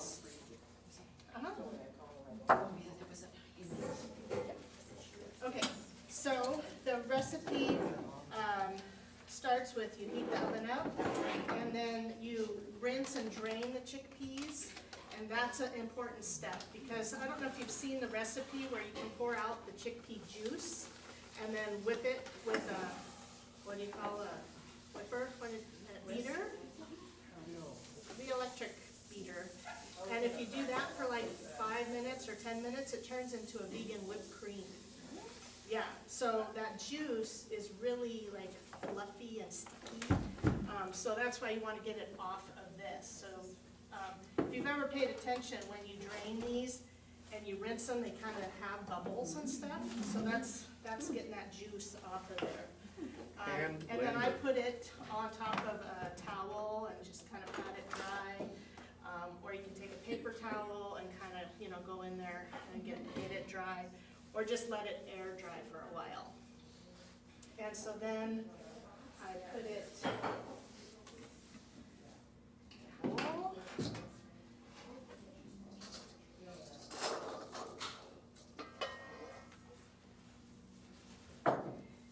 And then you would add the oil and the salt, and just kind of mix it all up, so it's nice and coated, and oily and salty. And then you put them on a toast, a baking sheet. Where do you get your chickpeas? Well, I get them in a big, huge can, about this big, at a place called Cash and Carry. Number 2 can? The closest, it's a number 10 Number 10 can. Exactly, it's food service lady. And it's $5. And if you buy them at the store, they're almost $2 for a small one. So you get probably, I don't know, the equivalent of maybe 10 cans in that. So for those of you that were here last month, I made that gluten loaf that was, I blended it with the garbanzo beans to make the broth and add it to the gluten flour. So I'll just make in my head a list of things I'm gonna use garbanzo beans for, and I use up that whole can, and then save a few, save a few and put them on salads and stuff like that. But once you open it, they don't last for very long in the fridge. They kind of turn after a couple of days, so you want to use them up fairly quickly. So you toast them, and every 10 minutes you go in and scoop them around so that the moisture's evaporating, and so you don't get a wet spot on one side and stuff, and then you're evenly toasting them. And then you put them in a bowl, and you add whatever spices you want. And so I made some ahead of time. This has lemon pepper on it, so you'll taste it. This has like an Italian Parmesan kind of that Johnny's Italian seasoning. And then I thought for one bunch, oh no, I got some fresh ones in there.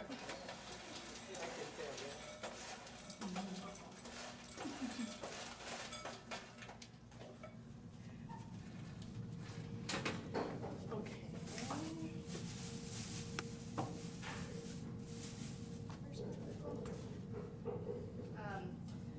Last month I made, to make that gluten loaf, I made a homemade vegetarian chicken broth, kind of a seasoning, like that jar that you guys were just looking at that she had that's already store-made, store-bought. I made something similar, and so you know all the ingredients that are going into it with no preservatives. So it's brewer's yeast and all kinds of different garlic salt, onion salt, and stuff like that. So I thought for fun, to show you how versatile it is, that this batch would have this chicken seasoning, and wow, my goodness, they're feisty little buggers, huh? Okay, so there's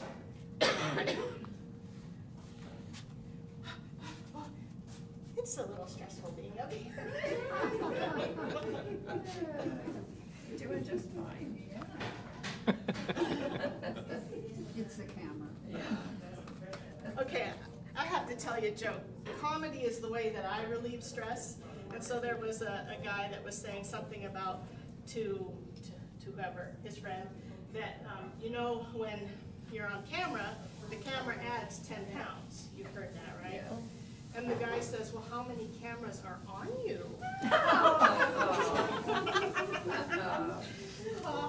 Okay.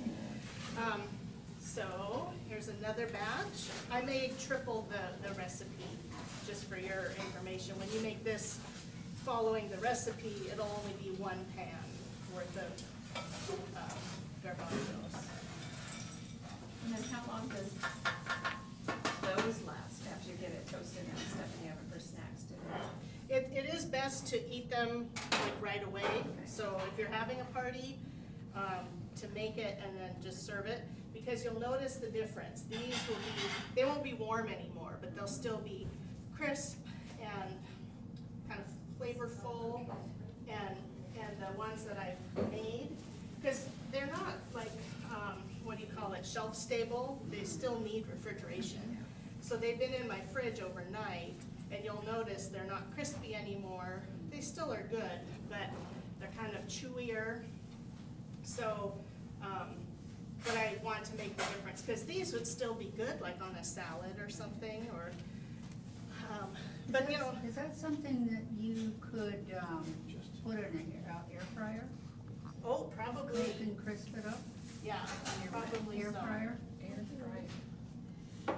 Okay, so I wanted to try a couple different combinations. Uh-oh, what was I gonna do? Oh, just have professional, never. I know, at midnight, I came up with a great combination. Do you think I remember it now? Oh, boy. Okay, well, this is, no, this one's Chipotle. Thought we'd have a little Mexican flavor. Maybe it was Chipotle and cumin. No, that's, oh my goodness, I'm just falling apart, you guys. So you Sorry. might come up with a new one that you wouldn't even have thought it. So, we're just experimenting today with different flavors. So what'd you put in those two? That one is Chipotle and cumin. I need more.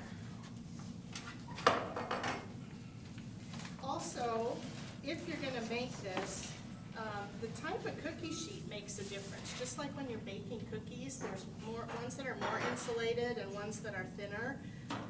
And so just play around with it, because I notice this pan takes longer because it's insulated, and so it doesn't get quite as crispy and stuff. I think I'm gonna borrow this. Okay. And one last one. I thought we'd do an Indian flavor with some curry and some chili powder.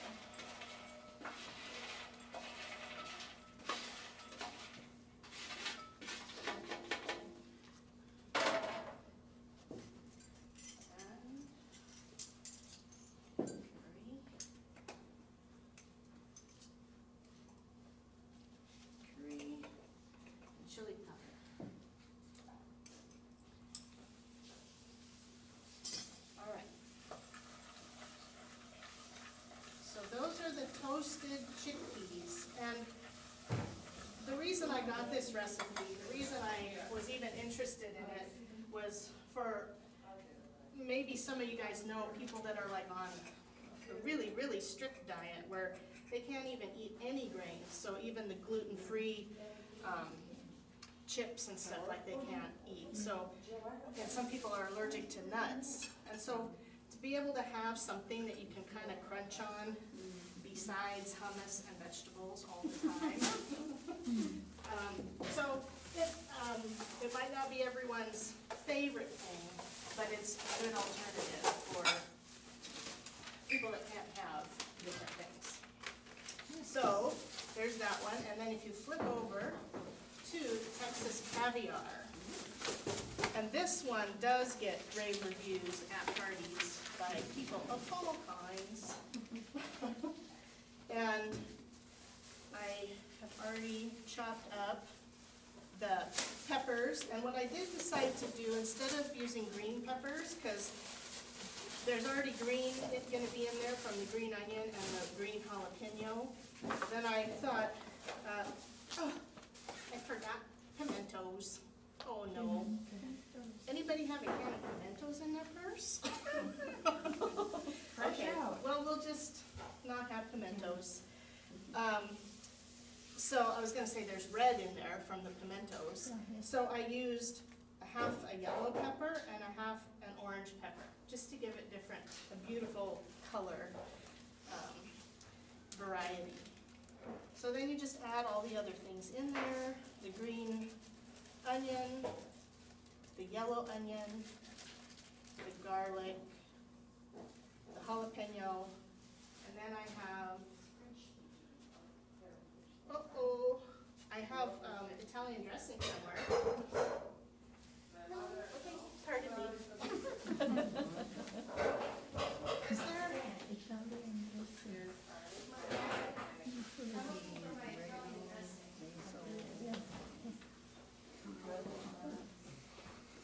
Thank you.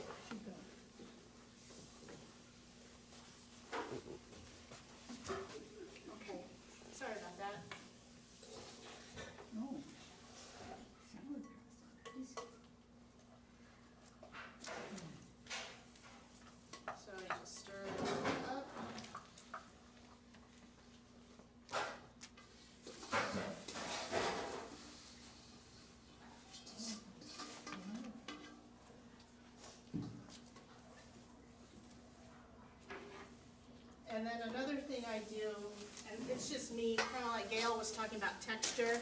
Some people like different textures, and because everything else is so small, and then you've got the garbanzo beans that are kind of big, so I mash it up just a little bit, just so that the garbanzos kind of maybe break in half or something. So you could pulse it, but then it's too creamy. You know, in a there they are, these little garbanzos. And I think then too, it helps the dressing kind of stick on it better.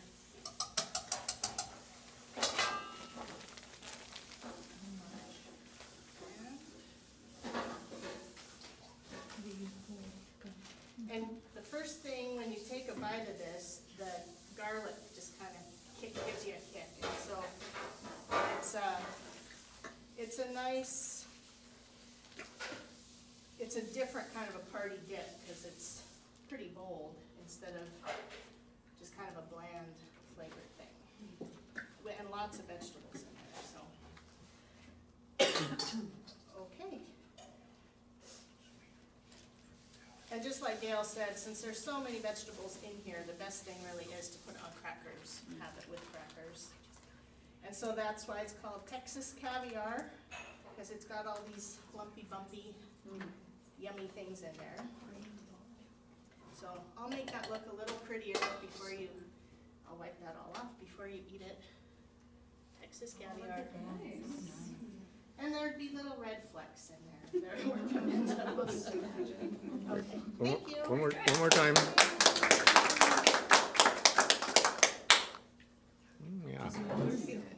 Yeah. Our next demonstrator is me. So I brought cranberry quinoa salad. And this is gonna be the fastest demo you'll ever see. Oh, praise the Lord. Because we're dying of starvation, of course.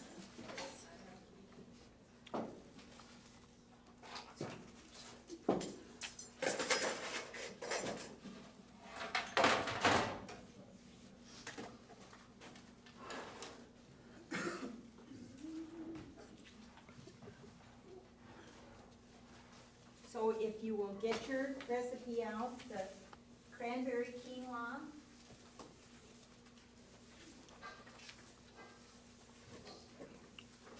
On the last page. And my natural inclination is to cook the quinoa and then add stuff to it. But that's the secret of this recipe. You use the dry quinoa. And why would I say rinse it before cooking? Because quinoa, for some reason, is one of the dirtiest grains there are. Even when you buy the organic. So I just put it in my pot and put some warm water in it, and use my clean hands and push it around, and then pour it through a strainer, and so it's clean. Not that the dirt will necessarily kill you. They say we should eat a certain amount of dirt, actually. Here's the ingredients. So simple. Dry quinoa. Okay, so you take your dry quinoa, and you take your 2 cinnamon sticks, and you take your 2 bay leaves, and you take, this is 4 cups, or make your own veggie broth. A lot of us make our own veggie broth. You know that if everything you cut off your veggies, all your trimmings, you cut the ends off of things, everything except the skins of tomatoes, or potatoes, except for the skins of potatoes, and except for, there's another skin I can't remember that you can't use. Anyway, so all of those end cuts, save them. Put them in a baggie, put them in your fridge. Wash them first. And then when you want to make your own vegetable broth, just throw all those ends of the celery and bits and ends of tomato and things that you weren't going to use. Throw them in a pot with a little water, and you have vegetable broth. And you store Carrots. You can use carrot skin? Yes, Or you peel it? Okay. wash them. You know, just make sure they're washed. Lots of things that you would normally throw away that would go in our compost or in our trash or down our disposal if you have that. you can save and reuse. Okay, so you put these 4 ingredients in a pot. And the key to cooking quinoa, does anybody know, has anybody tried to cook quinoa? And sometimes when you cook it, it's like eating little gravelly beads, and other times it's nasty, mushy, and you're like, I cook it in a Rice boil in maker. a rice cooker. yeah. I do that, and I have a rice cooker that I do, but sometimes it doesn't cook right, and I end up with mushy, because it just is set for a certain setting, and I get it mushy. And I don't like gummy mushy. I want the quinoa I want it, all the little grains to be separate. So the key is you think in your mind about 15 minutes, as it says quinoa cooking instructions. You put the first 4 ingredients, then you just bring it to a fast boil, turn it off to a low simmer, put a lid on it, and then watch it. And the key to when your quinoa is done is the grain almost gets so it's a little see-through. Because look at how it looks now. And then look at how it looks when it's cooked. And inside of every one of these is a little germ that is a little white spiral.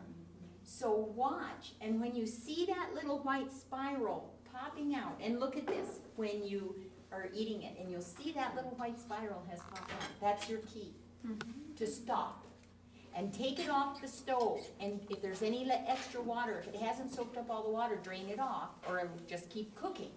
Because people think a lot of times you pull something off the heat and let it set, it continues to cook until you cool it and stop that heating process. Okay, so it's important that you remove the cinnamon sticks and the bay leaves from you don't want to eat bay leaves, they can make you sick. And the cinnamon, you wouldn't want to crunch through that anyway. And then you use the cashew nuts and the cranberries. You will discover after you've made this a couple times how you like it.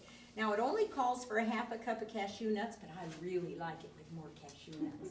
So add however many after that basic half.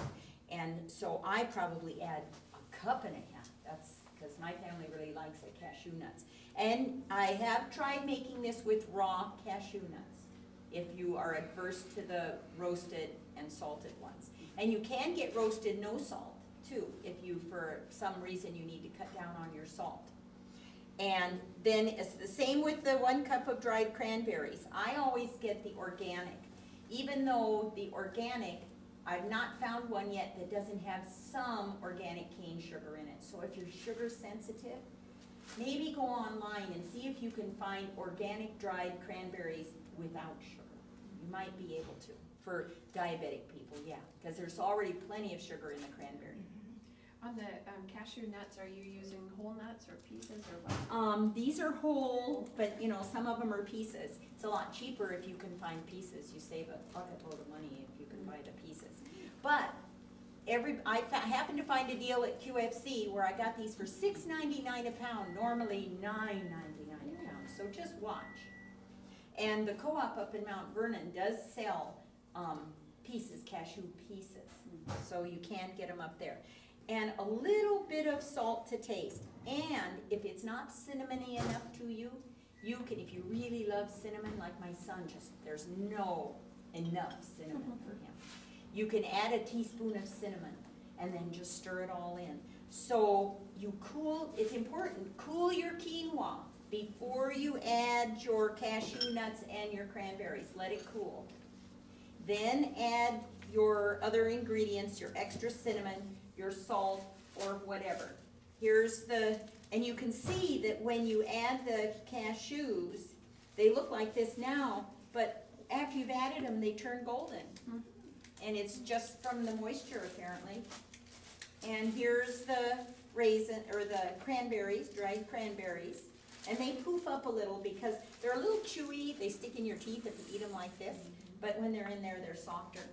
So this is probably, to make enough for today, I double this recipe. So this, I say 4 generous servings if you use just the recipe. This is double. So quinoa, this little bit of quinoa is like boom, So, and it keeps really well, and you can freeze it, as long as you haven't overcooked your quinoa. If you overcook your quinoa and you try to freeze it, when it comes out, it's like gum.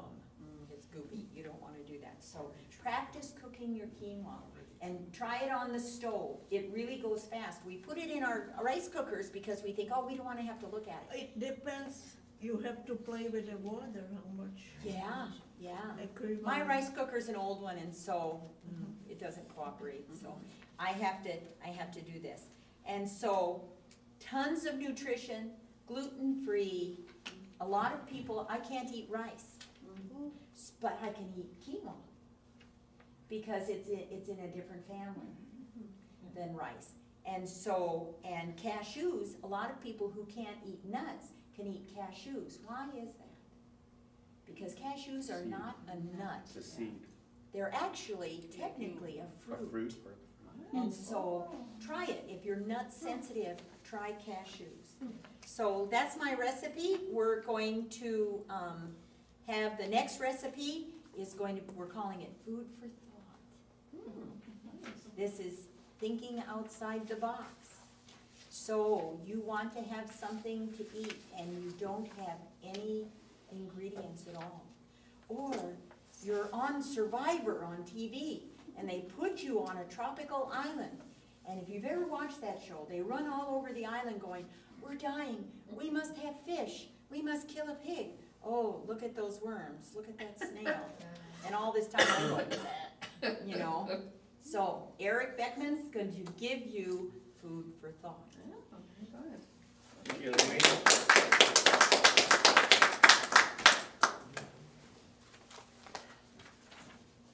You didn't even make a mess making yours. That's I know, fantastic. isn't that cool? I just love that. Let's get a Somebody starts let's getting get a close up upset, here. you just say, cool your quinoa.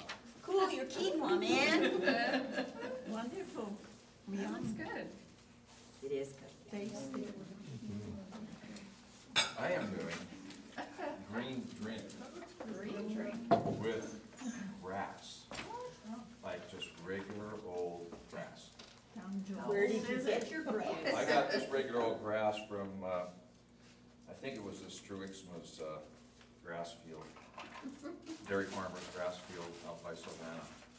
I would have gotten the grass right out of the yard, but it's not the time of year to have grass. So when I was driving by, I saw this grass, and I thought, I'll just get some of this grass. Because it's nice and green, you know. And so the reason for doing this is because our denomination of our church and this particular church are involved like in disaster preparedness. So I'm not advocating this as an everyday thing like all the rest of the stuff is. And in the event of like an EMP event, not an EMP strike, an EMP event. What's an EMP? An EMP event is an electromagnetic pulse that would cause all of our substations and the main stations for where we get our electricity from to fry the resistors or transistors, the parts that regulate the electricity. Like a bomb or something, or a terrorist attack? Well, like a terrorist attack or kind of a planned attack. I mean, 6 weeks ago, there was, the executive branch of the federal government was on high alert for an EMP strike, just because of things that were going on. And, they didn't tell us about that, but on the news stations and stuff. So if that happens, we're not getting electricity. Or like my sister, every day watches the earthquake report, every day. And she's just really into that. And she saw a documentary done by a guy on Camino Island about how we're sitting on this major fault. And, we hope none of this ever happens, but the Bible tells us it's going to happen. And we had a presentation by a business about preparedness here in our church where a United States congressman said that it's very likely we're going to have an EMP strike or something's going to happen. And so we could be in a possibility where maybe for a period of time it's difficult to get to the grocery store, right? And we can be prepared for that by like having 100 pounds of quinoa. It's dry, it'll last for decades. It's really Put it in inexpensive. an airtight lid, otherwise bugs come with grain. And so If you just put it in something that's not airtight to allow the eggs to germinate, if those eggs can germinate in all your grains, they will. Okay? Yeah, or rice. And if you got a garden, you know, there was somebody who wrote about the eventuality of something like this happening some time ago, and they said if you have the ability to grow a garden and to store that food, how to prepare it for storage, you'll live like kings and queens in the time of extremity like that. So you gotta know what to do with it. And that's why we want to do this right here. If you've never eaten grass before, or if you've never had a green drink before, and you find yourself, maybe you're a Christian and you believe in this thing about the mark of the beast and you can't buy or sell, it isn't going to matter whether the grocery stores are full. You are going to need something for sustenance. And this stuff right here can take a 50-pound little calf, and in 6 months, that little calf is 350-pound young steer or young cow. And so, but like Leanne says, there's food all around us, but we're not used to it. We don't think about it. We could actually starve or do something that we wouldn't want to do, like give in to the mark of the beast system, because eventually that's going to happen, right?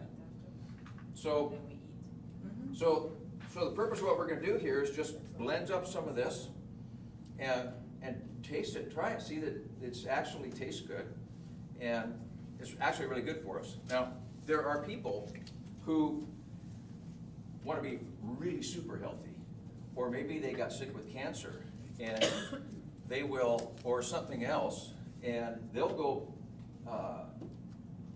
to great lengths to get stuff called wheatgrass, and then juice it.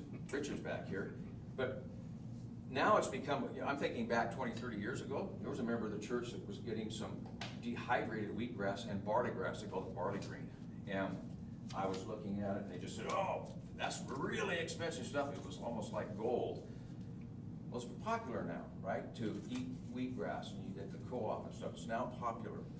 So Dan and I have a common friend, his name is Kevin Davis, who worked for the state of Washington in the transportation department, taking care of the highways, and he took care of maintained all of the properties where all the vegetation was. So we had to go to classes all the time. Kevin Davis is his name. And Kevin, several times he said, he went to the classes and they were told, they've been testing the grass all over the world.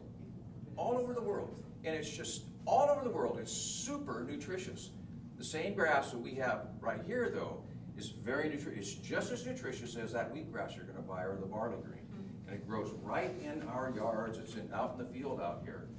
And so, and I've read about, from veterinarians and that regular grass that our horses eat and the grains that are in the grass are just as nutritious and at times more nutritious than the oats that you're going to go buy for them.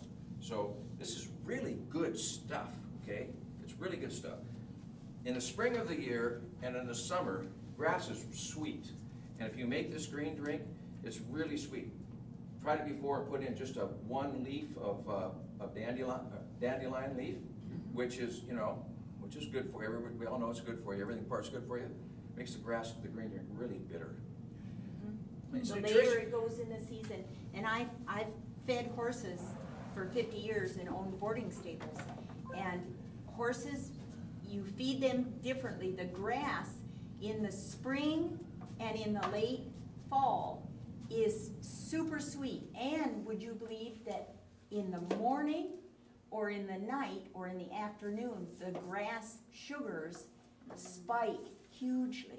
Really? And so there are horses that we cannot let out to graze during the day because they are insulin resistant, just like a diabetic person. Really? And this has developed over time. This is one of the influences of sin on our DNA, you know, that things have changed. We used to be able to eat all kinds of things. Now there's all these things we can't eat. And the same with the horses. And so there are horses that we can turn out in the dark because the sugar level in the dark drops way down. Anybody think about why that might be? What's missing in the dark? The sun. It causes, because I want you to think of everything that we eat that's good for us. Remember what our Bible verse said? I have created every living thing for you as food. So that grass is a living organism, and inside that grass are all these little factories that process all the different elements to make it be what it is. Now, how are we gonna, use grass every day, how are we gonna do this with and we don't know it. no electricity? Like, and I'm being serious, like, how are you gonna?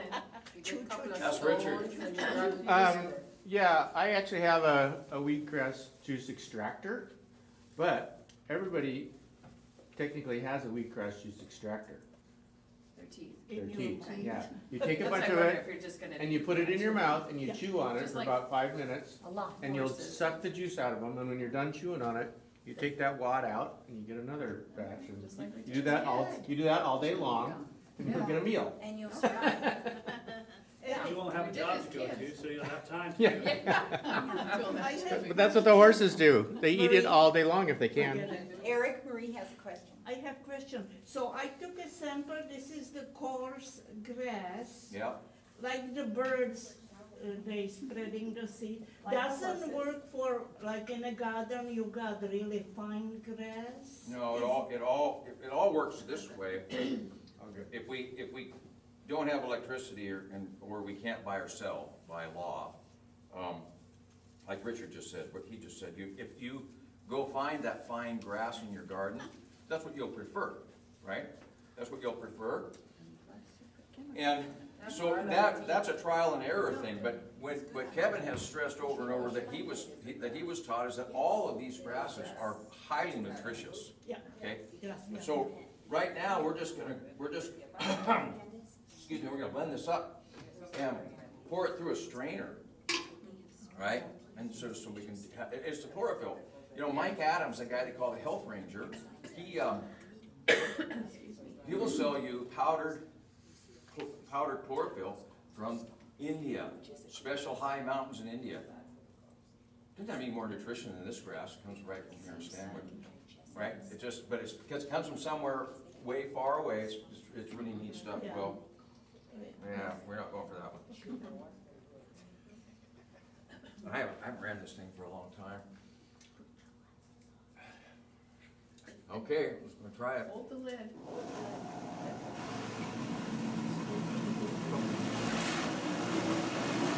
After about 30 seconds.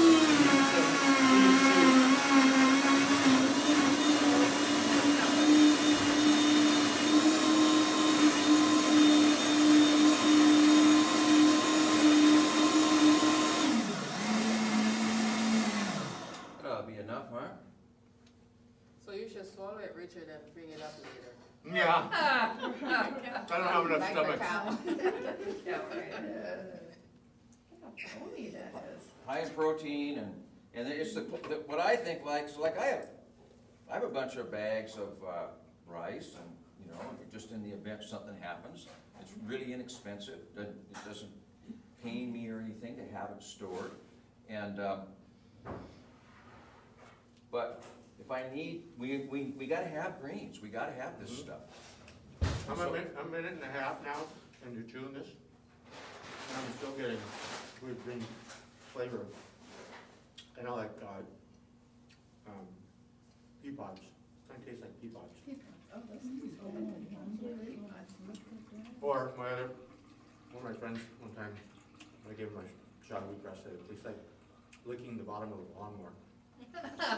Well, that doesn't sound as good. Yeah. I'll stick with the teapots. And he's done that Couldn't you before, also that's use, scary. Solar power, and don't they have like hand crank juicers? Yeah, I think you can get a hand crank wheatgrass juicer. That'd be a good thing to have. Like, it takes quite a bit of jaw. Yeah. That's good floss Or too. something like Gives your jerky. teeth a workout. And you don't want to actually eat the fibers. Yeah. Your body can't digest the grass fibers. But right now, it's a little wad, Ew. Doesn't look that bad. kind of like gum. Yeah. So, story. My brother, in his drinking days, was down at the tavern, beer at the bar. And there was this old guy there with a German accent. My brother started talking to him, and he had served in Germany in the World War II as a machine gunner, and he was on the Russian front. And my brother asked him, well, what was it about the war that was really bad? And the guy said, you know, shooting at other people that were soldiers, that was just like what you had to do, that was the job, right? But they were up on the Russian front, and the thing that stuck with him as a horrible thing in his mind of the war, the horror of the war, was that Russian people, Russian peasants, were sent to attack them. And they started coming across this big field, and they had clubs, swinging clubs, and they were, you know, shrieking or, you know, a shrill voice, and then they were looking through their field glasses, and as they were going along kind of like limping. Well, what they were doing was they were going along, they were kind of screaming, and then they would reach down and grab some grass, and stuff it in their mouth, and keep going, keep their march going. And that bothered him, just the fact that these people were eating the grass. And then, you know, they came after them as an attack, so they had to defend themselves. So the Russian people were surviving on grass. That was the thing, that they were living off grass, these peasants. And you know what they should have done, they had enough energy from the grass to keep alive in the Russian winter and everything, but what they should have been doing was taking their club that they were swinging, and they should have just tied a little white rag on it and carried it around and walked down there, and they wouldn't have gotten shot. But they probably would have got shot in the back by the Russian army that was behind them, that was forcing them to go out there. Okay, 5 minutes in now. Okay. I'm not getting much more out of it. It's kind of all macerated now. Do a little, add. A lighter color. So when you Different come color. to Sabbath, do the same thing, show us what it looks like on Sabbath. Make sure this is less than No, I'm done, I'm gonna throw this out. But the process of eating this, Yeah, and you took a big Yeah. handful, didn't you? actually, you know, I used a lot of saliva Yeah, to break it down. break it down. So now you wanna drink a little bit of water. And then start over. Okay. So, Is it bitter? About. no, it's not bitter, it's sweet. Yeah, it's like Peapods or lawnmower. Okay, there we go, there's, All right, there's our cocktail. There's a breeze, So we're ready to eat now. Are we? In a minute. Oh, good, praise the Lord. Put the cups over there. It's actually sweeter if you just chew it up with your mouth and use the digestive enzymes from your saliva. so remember that people who get cancer, they use this as a remedy to get over their cancer, for it's really super health food. Okay, they've been doing it for decades, that I've known, 3 decades at least, Just And they blend it also and strain say- it and you're good. and you're good to go. They also say there's Excellent. more protein in grass than in beef. Really? Maybe. Wow. So how do you want to get your protein? This way, or from the cow? And this right here, the cow has 4 stomachs, and the cow can digest this stuff, whereas we can't. So that's why we gotta spit it out, right? Eric, did you Show it say to you the can't camera. get this time of year? Now, in your own garden, or you got this someplace special? Pardon? Can you get it from your own garden this time of year? Yeah. As long as it hasn't If you- been sprayed, just know where you're getting it, so it's something that hasn't been sprayed, or that you're getting it from the dairy farmer who just strafed his field with dairy poo-poo. There are there are grasses that grow in the winter. Winter Yes. rye, winter Yes. wheat. I have some on Camino. I have one of my pastures that is seeded with winter rye. And do you ever drive down the back highway from Stanwood up to Conway? And you see the swans and the snow geese in those fields? You notice that the fields are green? You know what they're eating? They're eating barley. Those are barley They're fields. Cover crops. Cover crops. And they are that's what the snow geese and the swans are eating. Yeah. I actually have a couple of 100 pounds of white winter wheat seed. And I can either grow wheatgrass juice out of it, or I can just save it. I could use it as a cover crop. I could put it out in the fall. You want to put it out in the early fall, so it gets a chance to get some roots established before it gets freezing cold out. But it'll survive frost and frozen ground, and as soon as the ground thaws out, the grass might not look like it's growing, but the roots are growing. And so when it warms up just a little bit for a week, you'll see it start growing, like your lawn starts growing. When the sun comes out for a week, you're gonna have to mow your lawn. The same thing with the cover crops. You'll get nice green grass coming. It puts nutrition into the ground. Yeah, it takes nitrogen out of the air and it puts it into the ground. It adds fertilizer to the ground. Well, thank you.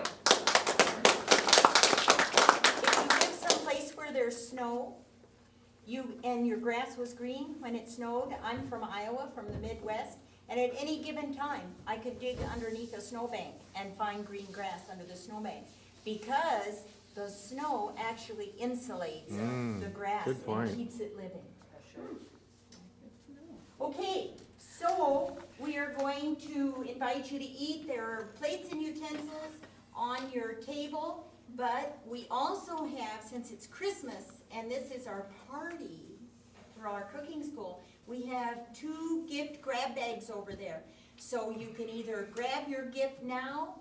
Everybody, all of the demonstrators, all of the participants, please take a gift. And you can do it before you eat or after you eat, but don't leave without getting your gift. So we're going to ask the Lord to bless what we're eating. And if you'll bow your heads with me. Dear Heavenly Father, thank you for all the knowledge and the blessings and the way you have provided good, living, healthy food for us, because you want us to prosper and be in good health. So help us to be thoughtful when we put things into our bodies, because our bodies are your temple, Lord. It's where you want to live. And you can't live in a sick temple very easily.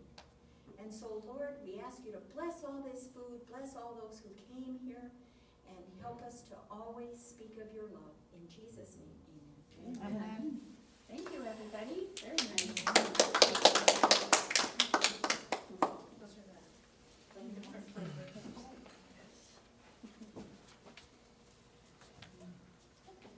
Oh, you're into the green stuff, huh?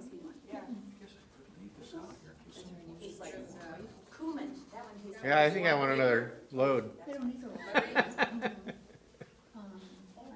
We'll leave the grass out in case anybody wants to give a chew. A little bit. Oh, I heard better for a guy.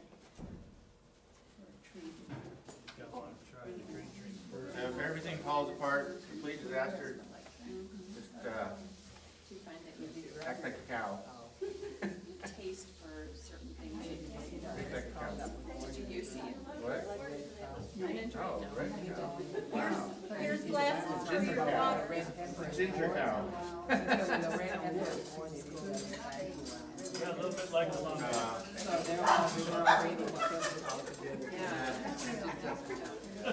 Did your friend leave? No. Quite a few of these left over. If she You're right, wants to Richard, be it's on the just like mailing the list, Have have her write her. Just a little bit sweeter. A little bit sweeter if you just chewed up yourself. Yeah, we used to, Yeah, 'cause he added water. my dad would When you chew up yourself, you just add in saliva. let a cow with someone and have it. Now you won't starve. But When you're up living with your son up in Mount Baker, if you have a power outage and there's nothing to eat, go out and find some grass. I don't know where along the way, it was before I became somewhere along the way, I cleaned your eye out. So I added a bunch of the dehydrated tortillas in here, so it's chunkier, and it's starting to gel up a little more. And I also Things like that, and digestive, yeah, that's the other part. That's the other part. probably might put too many jalapenos in there.